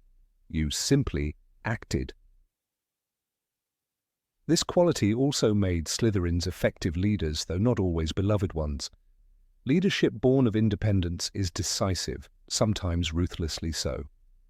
Slughorn, in his own way, wielded this in his network building. He never depended on the faculty's endorsement for the protégés he cultivated. He selected and mentored them based on his own private criteria. This personal initiative meant that his influence extended far beyond the boundaries of Hogwarts, precisely because it was not tethered to any collective agenda. In times of crisis, the independent mindset could tip the scales. During the Battle of Hogwarts, not all Slytherins fled. Blaise Zabini maneuvered through the chaos without waiting for instructions, ensuring his own safety and later assisting in the evacuation of injured students. It wasn't an act born of hero worship or blind loyalty. It was the calculated response of someone trained to assess the situation and act without needing orders. Independence meant you could act in seconds where others froze. The paradox of Slytherin independence was that, while it sometimes fostered mistrust between members, it also built a certain unspoken solidarity. You didn't need to constantly prove loyalty through group action because the shared understanding was that everyone had their own battles to fight. This gave Slytherin a rare ability to produce individuals who could function both inside and outside a system without losing their effectiveness. The Sorting Hat recognized this potential when it told Harry, "You could be great, you know, and Slytherin will help you on the way to greatness." Greatness in this sense was not about basking in communal triumphs, but about mastering the art of self-reliance. Whether one used that mastery for good or ill was a matter of personal choice.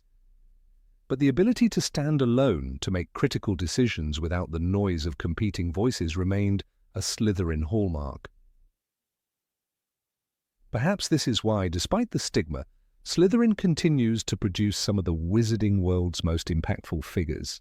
Their victories may lack the fanfare of Gryffindor heroics or the communal warmth of Hufflepuff achievements, but they are carved deep, with the kind of precision only possible when the work is done alone. In the end, independence is more than a trait. It is a weapon, a tool, and a philosophy. And in that realm, Slytherin reigns supreme. Number 23, willingness to take risks for results. Slytherin House is often painted in shades of ambition and cunning, yet one of its most overlooked strengths is its ability to face risk head-on with a calculated mind. While Gryffindors are celebrated for charging into danger fueled by bravery, Slytherins view risk through a sharper lens. They weigh the odds, measure the cost, and decide whether the possible gain is worth the inevitable peril. This isn't recklessness, it's strategic courage. Harry Potter himself, though sorted into Gryffindor, repeatedly demonstrated this very Slytherin trait. In the Chamber of Secrets, he ventured into an unknown lair to save Ginny Weasley, fully aware that death was a probable outcome. But he did not leap blindly. He went armed with knowledge about the basilisk, the sword, and Fawkes's aid. His choices mirrored the calculated boldness that defined Slytherin's approach to danger. One of the most striking examples of this mindset comes from Regulus Arcturus Black, a Slytherin whose story is often overshadowed by louder acts of heroism. Regulus did not fight on open battlefields nor boast of his intentions. Instead, he acted in silence, fully understanding that the task he set for himself would almost certainly kill him. When he discovered the truth about Voldemort's Horcrux, a locket hidden in a cave protected by lethal enchantments, he did not hesitate to plan his infiltration. His decision was not born out of hot-blooded defiance, but from a cold acceptance of the risks weighed against the immense benefit of crippling Voldemort's immortality. It was a calculated sacrifice. the kind Slytherins understand well, one life traded for a chance at victory. The text in Harry Potter and the Deathly Hallows reveals Creature's retelling of that fateful night. Regulus instructed the elf to take him to the cave, to retrieve the locket, and to obey the final order to leave him behind. "Do as I say," were his last commanding words. He knew the potion guarding the Horcrux would weaken him beyond escape, yet he drank it anyway. This is not the action of someone chasing glory, it is the move of a strategist who knows the board, sees the enemy's king, and sacrifices his own queen to end the game. In Slytherin terms, that is not madness, it is mastery of risk. Harry's own journey contains echoes of Regulus's mindset. While many moments in his life involved impulsive bravery, certain decisions were made with Slytherin precision. In the Deathly Hallows, when he walks into the Forbidden Forest to face Voldemort, he does so not as a rash teenager, but as someone who has pieced together the logic of the prophecy, the Horcruxes, and his role as the final one to be destroyed. It was the culmination of careful reasoning paired with acceptance of the cost, exactly how a Slytherin approaches danger. He didn't hope to survive, he calculated that his death was necessary to remove Voldemort's protection. That willingness to act for a greater win, even at personal expense, is the beating heart of Slytherin's strength. Many overlook the fact that Slytherins do not take every risk presented to them. The key difference is selectivity. They will walk away from a hopeless endeavor if no benefit lies ahead. Regulus acted because the destruction of a Horcrux was an objective worth dying for. In the same way, Harry's choice to retrieve the Sorcerer's Stone in his first year was not random heroism. He knew Voldemort's return would spell disaster for the entire wizarding world. Going through the traps under Hogwarts was a gamble, but it was one where the stakes justified the move. Slytherin logic dictates that the higher the reward and the clearer the path to it, the greater the justification for risk. This is why the claim that Slytherin might be the best house at handling danger holds weight. Their members understand that risk without potential return is waste, and return without risk is rare.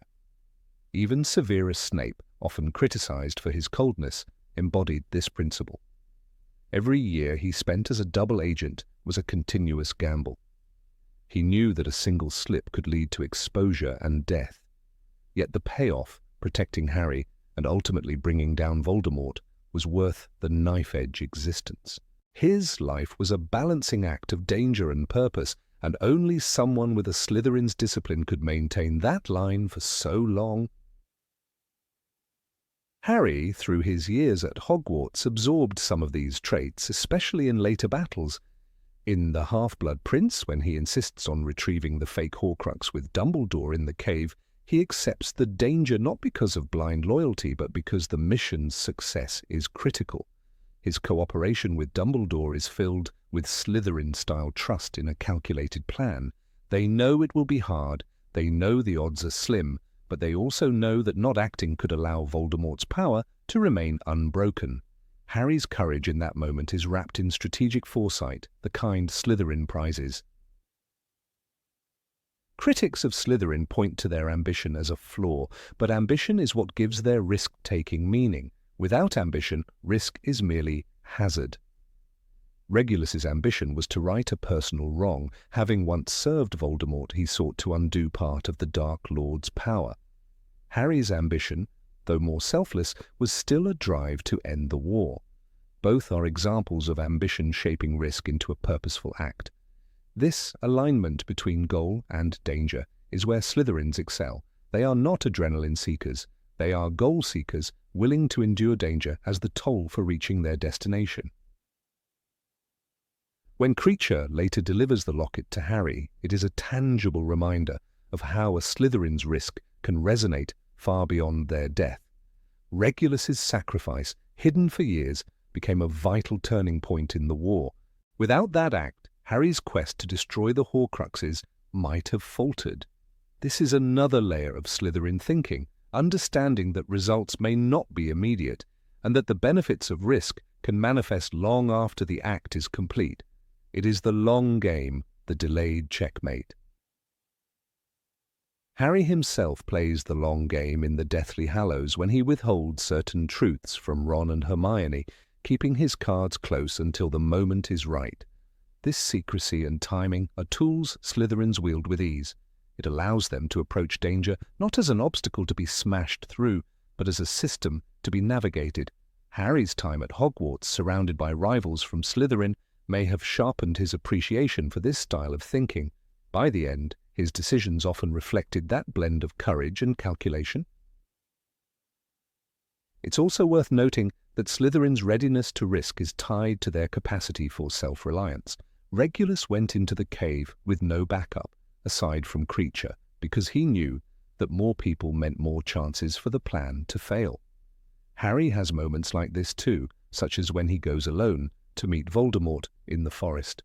Both understood that sometimes bringing others into a dangerous plan adds unnecessary risk to the mission's outcome. This solitary acceptance of danger is a mark of confidence, not in survival, but in the necessity of the act. Some might argue that this makes Slytherins cold, even heartless, but that is a misreading. Regulus cared deeply for his family's honor and for Creature's safety, ensuring the elf could escape. Harry cared deeply for his friends, ensuring they would have the chance to finish the fight if he could not. The readiness to face danger alone is, in part, an act of protection for those they value. In Slytherin's code, this is a noble form of risk, absorbing danger to shield others from it. What separates Slytherin's calculated risk-taking from Gryffindor's instinctive leaps is that Slytherins are willing to walk away if the gain is not worth the price. Harry's willingness to risk himself was selective. He did not face the basilisk in Chamber of Secrets without Fawkes and the sword, nor did he enter the Triwizard Tournament tasks without preparation. These are not the signs of someone acting on impulse alone, they are the choices of someone who understands the weight of consequence. That is Slytherin thinking in practice, whether Harry realized it or not. The combination of Regulus's silent sacrifice and Harry's selective boldness paints a compelling picture of why Slytherin could be called the best at handling risk. They are not gamblers chasing the thrill of uncertainty, they are tacticians navigating a battlefield, making moves that may seem dangerous only because the stakes are so high. In this light, Slytherin's willingness to embrace risk is not a flaw but a form of strength that has, time and again, shifted the course of the wizarding world. It is a house built not on avoiding danger but on mastering it, always with the prize in sight. Number 24. Control over reputation. Slytherin's mastery over reputation was not merely an incidental trait, it was a discipline, a refined art passed from one generation of students to the next. In the magical world where perception could alter the course of history as easily as a wand's flick, Slytherins understood that the way others saw you often mattered more than the truth of who you were.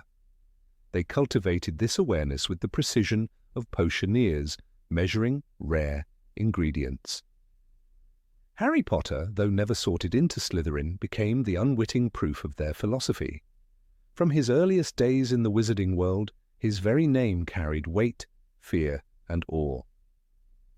The boy who lived was not simply a fact, it was a brand, one that opened doors and changed the way even his enemies approached him. The Slytherin faculty of image control, so often dismissed as vanity or manipulation, was in fact a survival skill. And Harry's own journey proved just how powerful and dangerous that skill could be. Lucius Malfoy stood as the most polished embodiment of this Slytherin doctrine. He moved through the Ministry of Magic's halls like a man who owned them, robes tailored to perfection, his cane's silver serpent gleaming beneath the gaslights.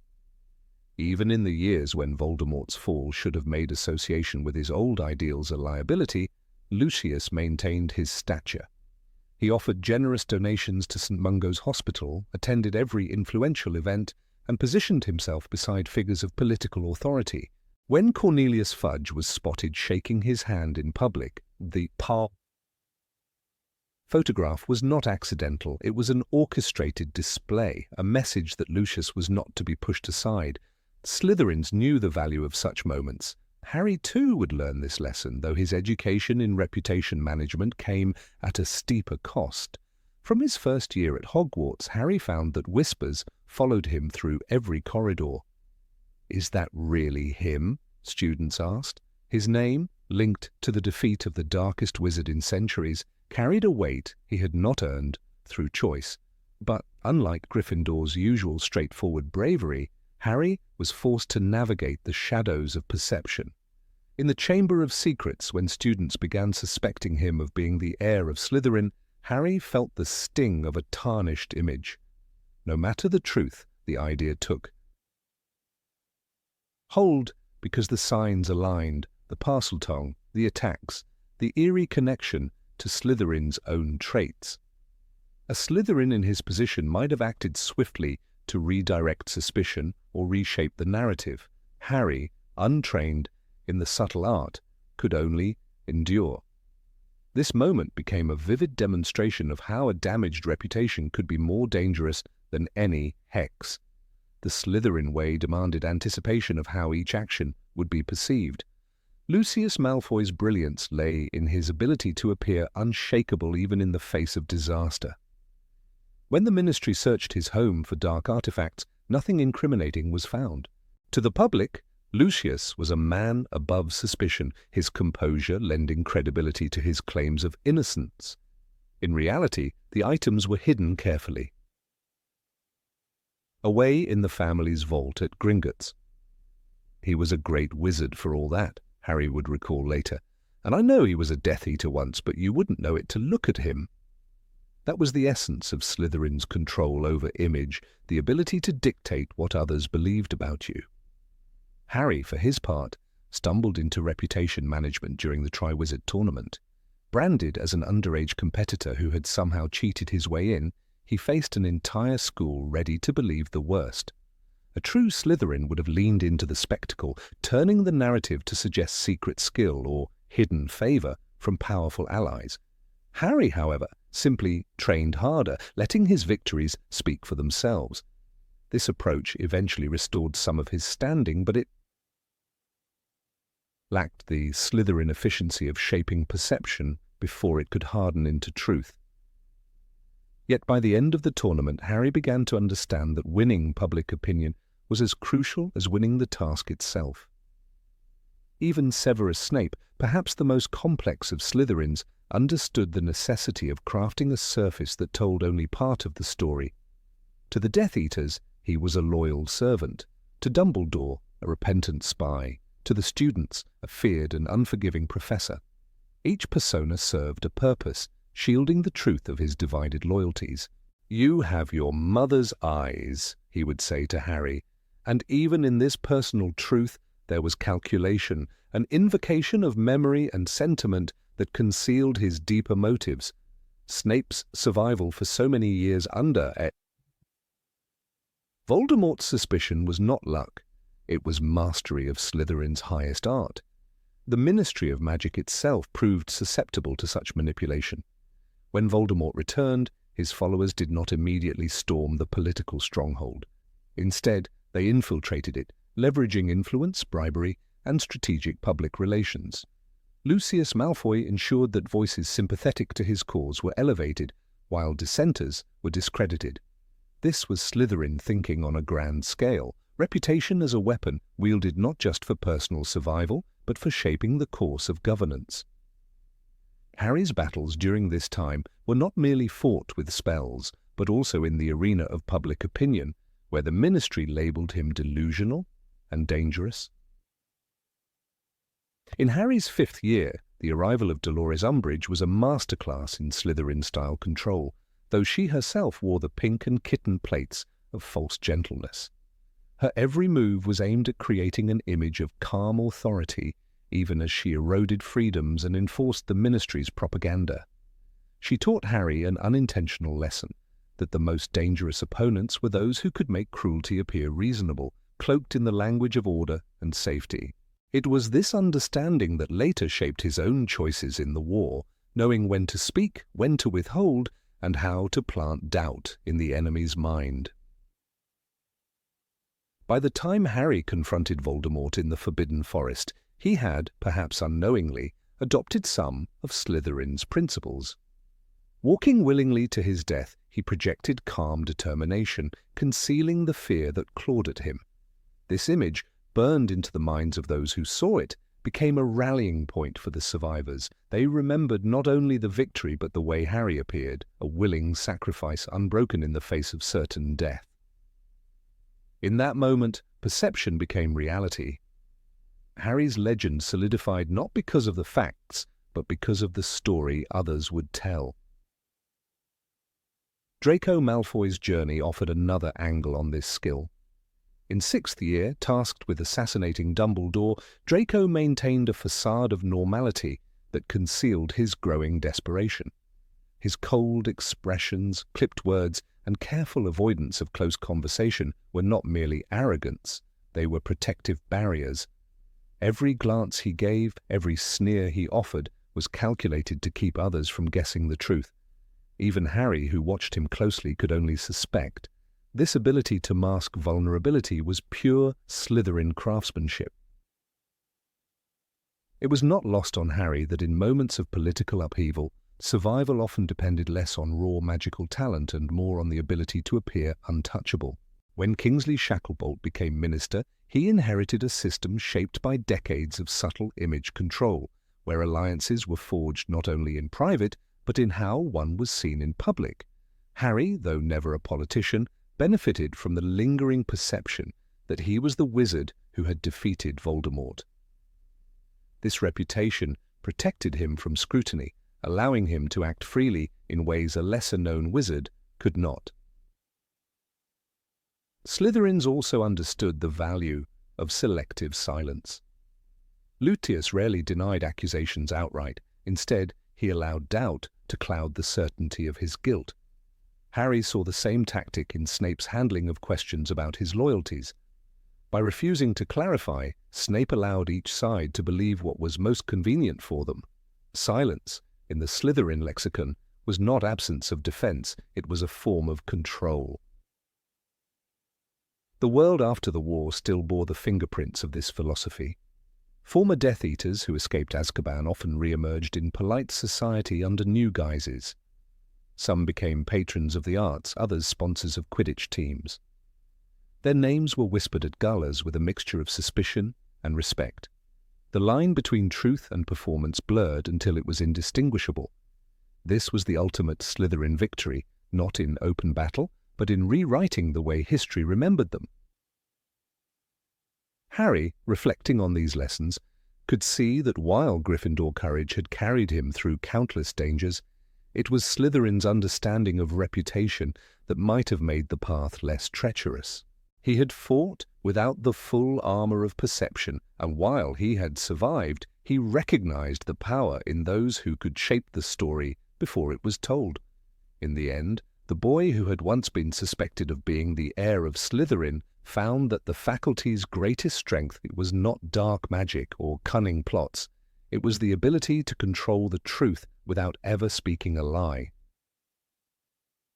Do you want me to also adapt this into a sharper, more magazine-like feature so it reads like a high-profile Harry Potter editorial? That would make it even more engaging for your magazine style. Number 25. Playing the long game. Slytherin has always carried the weight of a reputation that most outsiders consider dark, manipulative, or untrustworthy.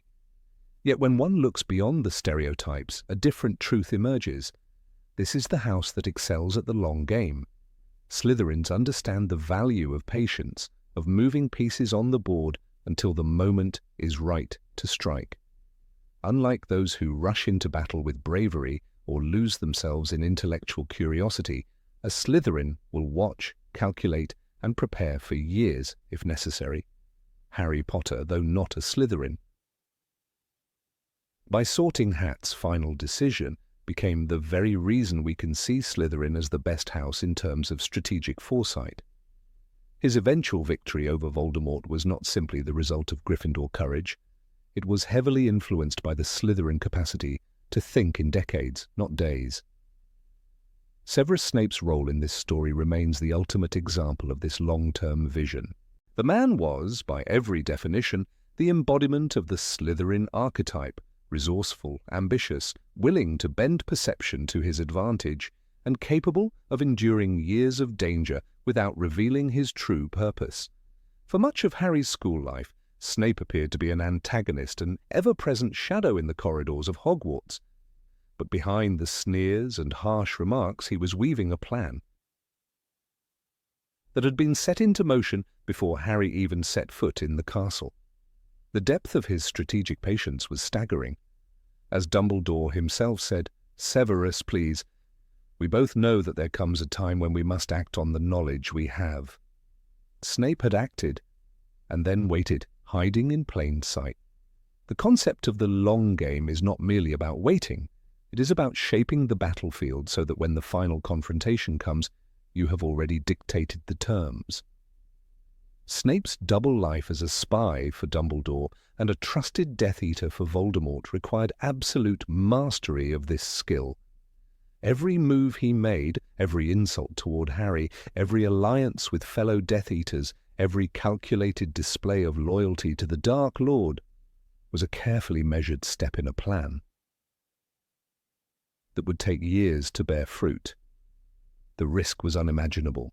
One slip, one careless word, and Snape's life would have ended instantly. Yet he endured, keeping his ultimate objective hidden even from those he served most closely. Harry's survival, and indeed the eventual fall of Voldemort, was deeply tied to Snape's decisions. From the moment Lily Potter was killed, Snape's loyalty shifted to protecting her son, not out of affection for Harry himself, but from an unbreakable vow to the memory of Lily. That vow became the foundation of an intricate web of deception. Snape could not simply rush to Harry's aid in open defiance of Voldemort. Doing so would have destroyed his cover. Instead, he had to become the very thing Harry would suspect, the unfriendly professor, the embodiment of Slytherin prejudice, all to protect him without ever revealing why. The patience required for this role mirrors the very ethos of Slytherin House. Gryffindors may favour charging into danger head first, but a Slytherin will wait in the shadows, gathering information, influencing events quietly, and waiting for the opportune moment.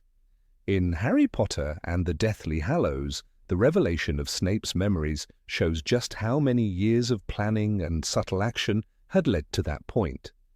As Harry viewed the truth in the pensive, the lines between enemy and ally blurred into something far more complex. Snape had been playing a game so long and so deep that even Voldemort, the master manipulator, never saw it. Slytherin's strategy is not without sacrifice, and Snape's life was a testament to the cost of such a plan. He lived for years under the suspicion of both sides, trusted by none and burdened by the weight of his choices. Yet every harsh decision, every concealed truth was another brick in the fortress he was quietly building around Harry. His greatest act of deception, convincing Voldemort that he was entirely loyal, allowed him to deliver false information, delay attacks, and protect key individuals without ever drawing suspicion. It was the purest form of control over the board, one that required him to think not in days or weeks, but in years and even decades. Harry himself learned from this without realizing it. While his natural instincts aligned more with Gryffindor courage, his final year hunting Horcruxes forced him into the kind of strategic patience that Slytherin's master. He could not simply challenge Voldemort to a duel. He had to dismantle the enemy's defenses piece by piece. The destruction of the Horcruxes was a slow, dangerous process, each step calculated to weaken Voldemort until he could be defeated. This mirrored the Slytherin mindset in the recognition that victory often comes from a chain of smaller, deliberate moves rather than a single decisive blow. The beauty of Slytherin's long-game thinking is that it creates victories that appear inevitable in hindsight, even though they are anything but.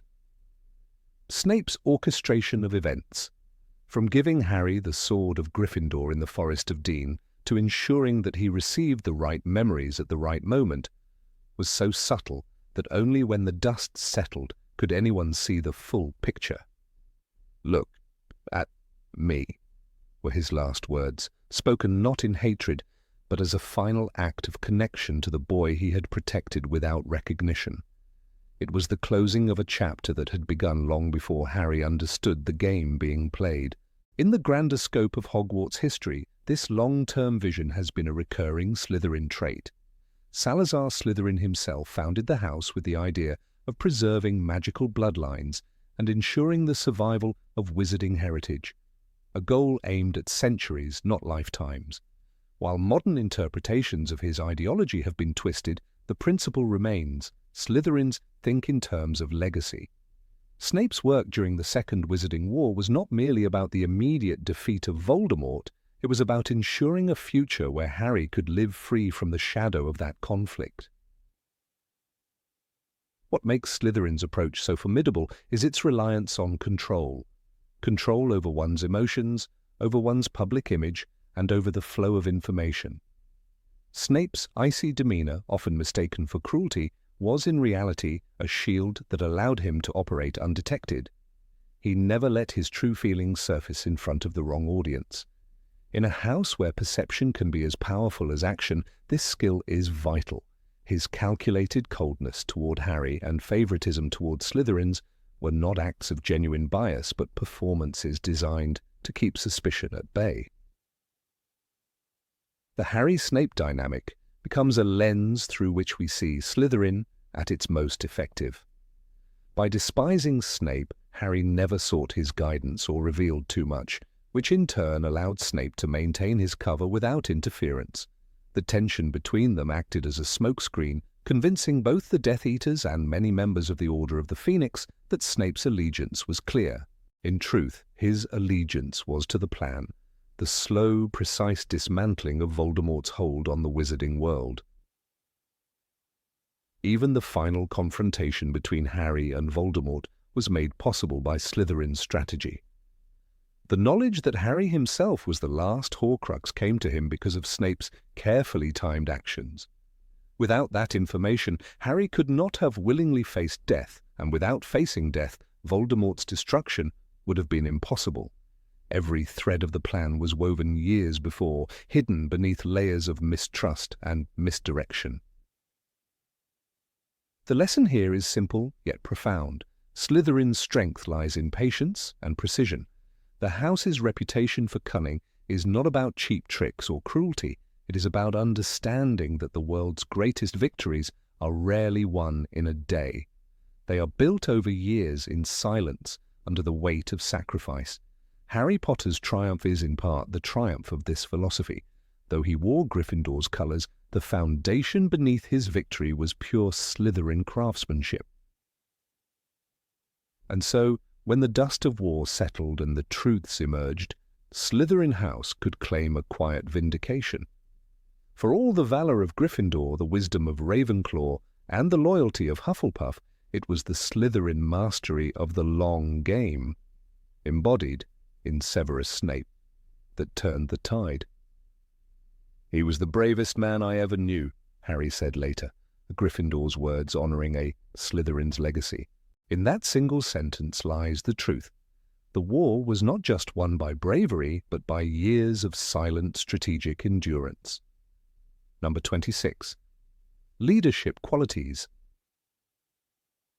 When people speak of Slytherin House, the first images that often come to mind are of ambition, cunning, and a ruthless desire to win.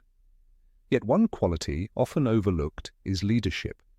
Not just the ability to command, but the art of recognizing talent in others and guiding it to flourish. Leadership in Slytherin is not a matter of loud speeches or heroic gestures. It is the quiet orchestration of potential, the precise placement of people in positions where they can excel.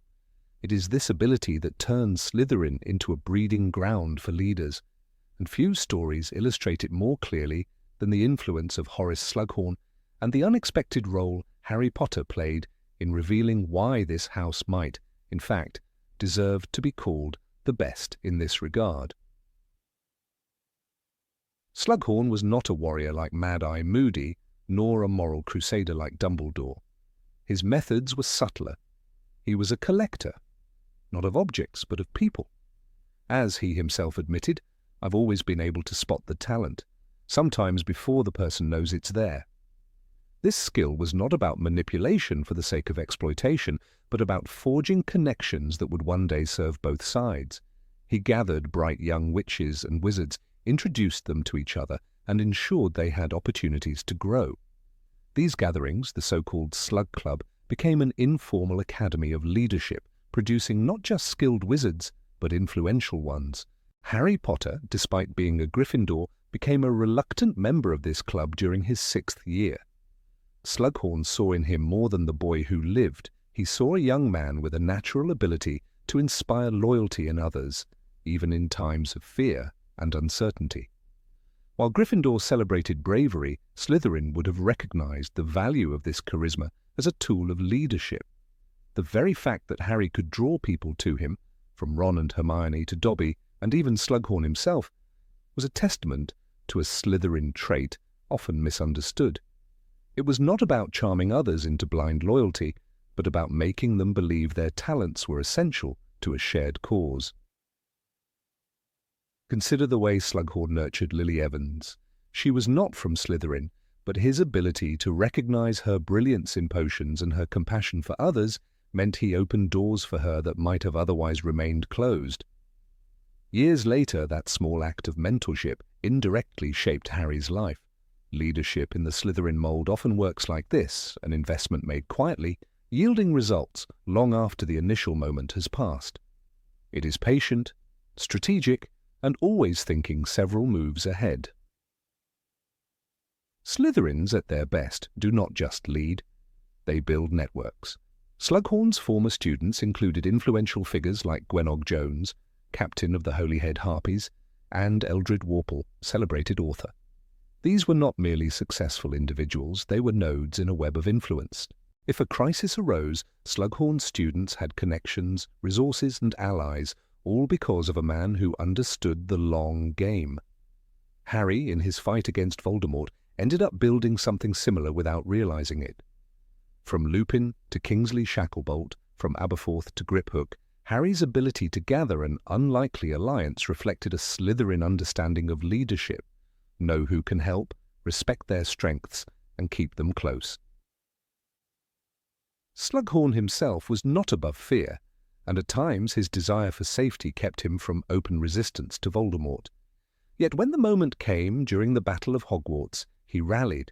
His leadership in that moment was not the lone hero charge of a Gryffindor, but the calculated, coordinated action of someone who understood the value of alliances. He brought reinforcements, inspired other fighters, and stood alongside the defenders of the castle. His example underlines a key point. Leadership is not the absence of fear, but the ability to act effectively despite it. Even Severus Snape, another Slytherin, embodied this paradoxical form of leadership. His ability to command respect in the classroom was rooted not just in fear, but in mastery of his subject and a deep, if hidden, care for his students' potential. His protection of Harry, indirect, complex, and often harsh, was a form of guiding from the shadows.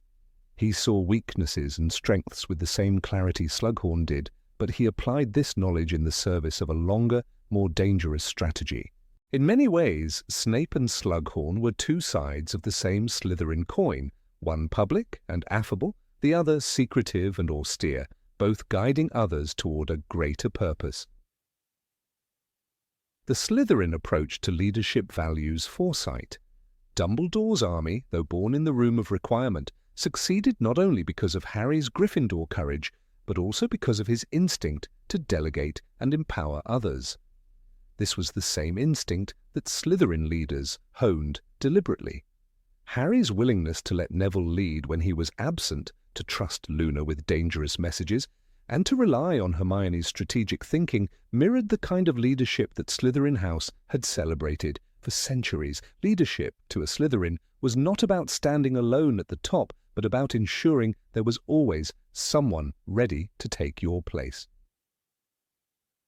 Slughorn's lessons in potions were more than academic. He encouraged precision, attention to detail, and an understanding of cause and effect, traits essential to leadership. A good leader anticipates the consequences of every move. Harry, under Slughorn's influence, began to see that victory was not only about courage, but also about preparation. In Half-Blood Prince, his growing skill in potions, thanks to the Half-Blood Prince's annotations, gave him a tangible example of how knowledge and strategy could provide an edge. This understanding became critical in his later confrontations, where a direct attack would have failed, but a carefully planned approach succeeded. The moral complexity of Slytherin leadership is also worth noting. Slughorn admitted his mistakes. His reluctance to resist Voldemort early on, his attempt to hide from the war, but he also redeemed himself through decisive action when it mattered most. This mirrors the arc of many Slytherin leaders, who may operate in shades of grey but are capable of profound loyalty and bravery when their chosen cause demands it. Harry's own leadership was not flawless. He made mistakes, trusted the wrong people at times, and let emotions cloud his judgment. Yet in both him and the best of Slytherin, there is a willingness to learn, adapt, and improve. It is telling that even after the war, Slughorn returned to Hogwarts, resuming his post as potions master. Leadership, in the Slytherin sense, is not always about seeking glory. Sometimes it is about consistency, being a reliable presence that others can count on. Slughorn continued to shape young minds, ensuring that another generation would leave Hogwarts with not only skills, but also the connections and confidence to lead. Harry himself, though never a Slytherin, carried these lessons forward. His work as an auror, his mentorship of younger recruits, and his role in maintaining alliances between different factions in the wizarding world reflected the same principles he had seen in Slughorn's methods. His success was not just the result of his Gryffindor bravery, but also of his ability to inspire, connect, and delegate, traits that Slytherin had mastered long before. The stereotype of Slytherin as purely self-serving fails to account for the house's unique contribution to the wizarding world, the cultivation of leaders who think beyond the immediate moment. Slughorn's talent for recognizing and nurturing potential, Snape's strategic sacrifice, and Harry's own growth under their indirect influence illustrate that leadership is not a matter of house colors, but of mindset. Slytherin simply formalized and valued it in a way that others often overlooked. Even in the dark days when Voldemort's shadow loomed over Hogwarts, Slytherins were not a monolith of villainy. There were those like Slughorn who quietly resisted, and those, like Snape, who risked everything under the cover of loyalty. These leaders shaped the course of the war not through loud proclamations, but through careful, deliberate action. Harry's survival and ultimate victory were in part the result of such guidance, whether he recognized it at the time or not. Leadership in Slytherin is about more than ambition. It is about seeing the long road, the hidden paths, and the people who can walk them. It is about creating a network of trust and influence that can weather any storm. Harry's story, intertwined with Slughorn's and Snape's, reveals that the true measure of a leader is not how brightly they shine in moments of triumph, but how well they prepare others to shine when they are gone. In this, Slytherin may indeed be the best house of all. Number 27, intuition and sense of timing. When one looks closely at the way Slytherin operates, it becomes clear that intuition, more than mere ambition, defines its true strength. Many see the house as a nest of cunning schemers, but that is only half the truth. The real skill lies in sensing the exact moment when to act, when to retreat, and when to stay still and let the pieces move themselves. This sense of timing is not written in textbooks. It's a talent honed by observation, instinct, and a certain emotional radar that few can match. In the chaos of Hogwarts life, where sudden dangers and shifting loyalties are commonplace, Slytherins survive and thrive because they feel the moment before they can fully explain it. Harry Potter himself, though a Gryffindor in name and colours, repeatedly relied on instincts that were pure Slytherin in nature. His first year at Hogwarts was filled with situations where logic alone would have failed him. One could argue that his decision to follow his gut, whether chasing after Professor Snape in the corridors, suspecting something was hidden beneath the trapdoor guarded by Fluffy, or even deciding to catch the snitch in his very first Quidditch match, mirrored the Slytherin ability to seize the moment before others even recognized it was there. "It's just a feeling," Harry once thought before acting, and that is precisely how a Slytherin mind works. Take, for example, the events of the Triwizard Tournament in his 4th year. During the first task, Harry had a plan, but it wasn't rigid. He adapted in the air, reading the dragon's movements, not as a chess player reads a board, but as a duelist senses an opponent's next step. That split-second decision to dive, feint, and pull the horntail away from the egg was not a carefully rehearsed maneuver. It was a gut-led reaction to the creature's energy and aggression.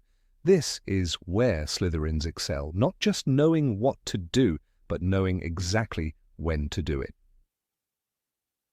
Slytherins, like Severus Snape, embodied this skill to a dangerous degree. He lived in constant proximity to death, yet survived years as a double agent because he could feel the shift in a room before a word was spoken. Snape could stand silently in the Great Hall and sense which way the political wind was blowing, adjusting his tone, his loyalty, or his strategy without anyone noticing. Harry unknowingly mirrored this in the Battle of the Department of Mysteries when he realized, mid-duel, that retreating was the only way to regroup and survive. Gryffindors call it bravery. Slytherins recognize it as the art of survival. Even Draco Malfoy, often dismissed as a spoiled antagonist, demonstrated this uncanny ability. In 6th year, when he was tasked with a mission by Voldemort himself, Draco did not rush recklessly into danger. He observed, he waited, he tested the security of the Vanishing Cabinet with small, almost invisible actions. He didn't waste moves, he made them only when they mattered, when Harry, watching from a distance, could not fully understand this methodical patience. Yet, in moments like sneaking into Umbridge's office in 5th year, or manoeuvring through the cave with Dumbledore in 6th, he too made Slytherin-like calculations without realizing it. The core of this gift is not paranoia, but sensitivity. A Slytherin reads the pauses between words, the way someone's gaze shifts, the tremor in a hand holding a wand. In Harry Potter and the Half-Blood Prince, Snape's ability to keep his true allegiance hidden from both Voldemort and the Order was only possible because he could sense suspicion before it crystallized. Likewise, in Harry Potter and the Prisoner of Azkaban, Harry's sudden realization that Sirius Black was not trying to kill him but protect him came from an emotional intuition that overrode all logical evidence he'd been given. This instinctive reading of the moment often leads to calculated retreats that outsiders mistake for cowardice. When Harry chose to flee from the Ministry after witnessing Voldemort's power firsthand, some might have called it fear. But to act recklessly would have been suicide, and even Harry in that moment sensed that living to fight another day was the only viable choice. This is a lesson Slytherins know by heart. Retreat, in their philosophy, is not failure. It is the reloading of the crossbow before the next shot. Consider the final confrontation in the Forbidden Forest. Harry walked into that clearing with full knowledge of his impending death, but he timed his surrender so that Voldemort would believe victory was his. In doing so, he turned the entire battle into a trap. This was not just courage, it was timing, intuition, and the reading of an opponent's ego as Slytherin traits in their purest form. It was the same kind of maneuver Salazar Slytherin himself might have admired, a silent and devastating strike disguised as defeat. In battles, this intuition allows Slytherins to improvise under pressure. Harry's escape from Gringotts on the back of a dragon in Harry Potter and the Deathly Hallows was not the result of months of planning. It was a chain of gut reactions to collapsing plans. When logic failed, instinct guided his hand, turning chaos into opportunity. A Slytherin sees such moments not as disasters but as hidden openings. The faster one can feel that shift, the faster one can act before the door closes. This ability also extends beyond combat into social maneuvering. Slytherins thrive in negotiation because they can detect the exact moment when the other side is ready to concede. Harry used this skill perhaps unconsciously when convincing Slughorn to give up his memory about Horcruxes. He did not demand it outright. He allowed silence, let discomfort grow, and then struck when Slughorn's defences wavered. "You better tell me, sir," Harry finally said, sensing that one more push would break through. It worked. Some might argue that Gryffindor bravery is more admirable, but bravery without timing is often recklessness. Slytherin intuition filters courage through a lens of precision. The decision to strike comes not from the heart alone, but from a deep, almost primal reading of the environment. This is why Slytherins are rarely caught unprepared, even when surprised. They keep their ears tuned to the undercurrent of the room, ready to switch from passive observer to decisive actor in an instant.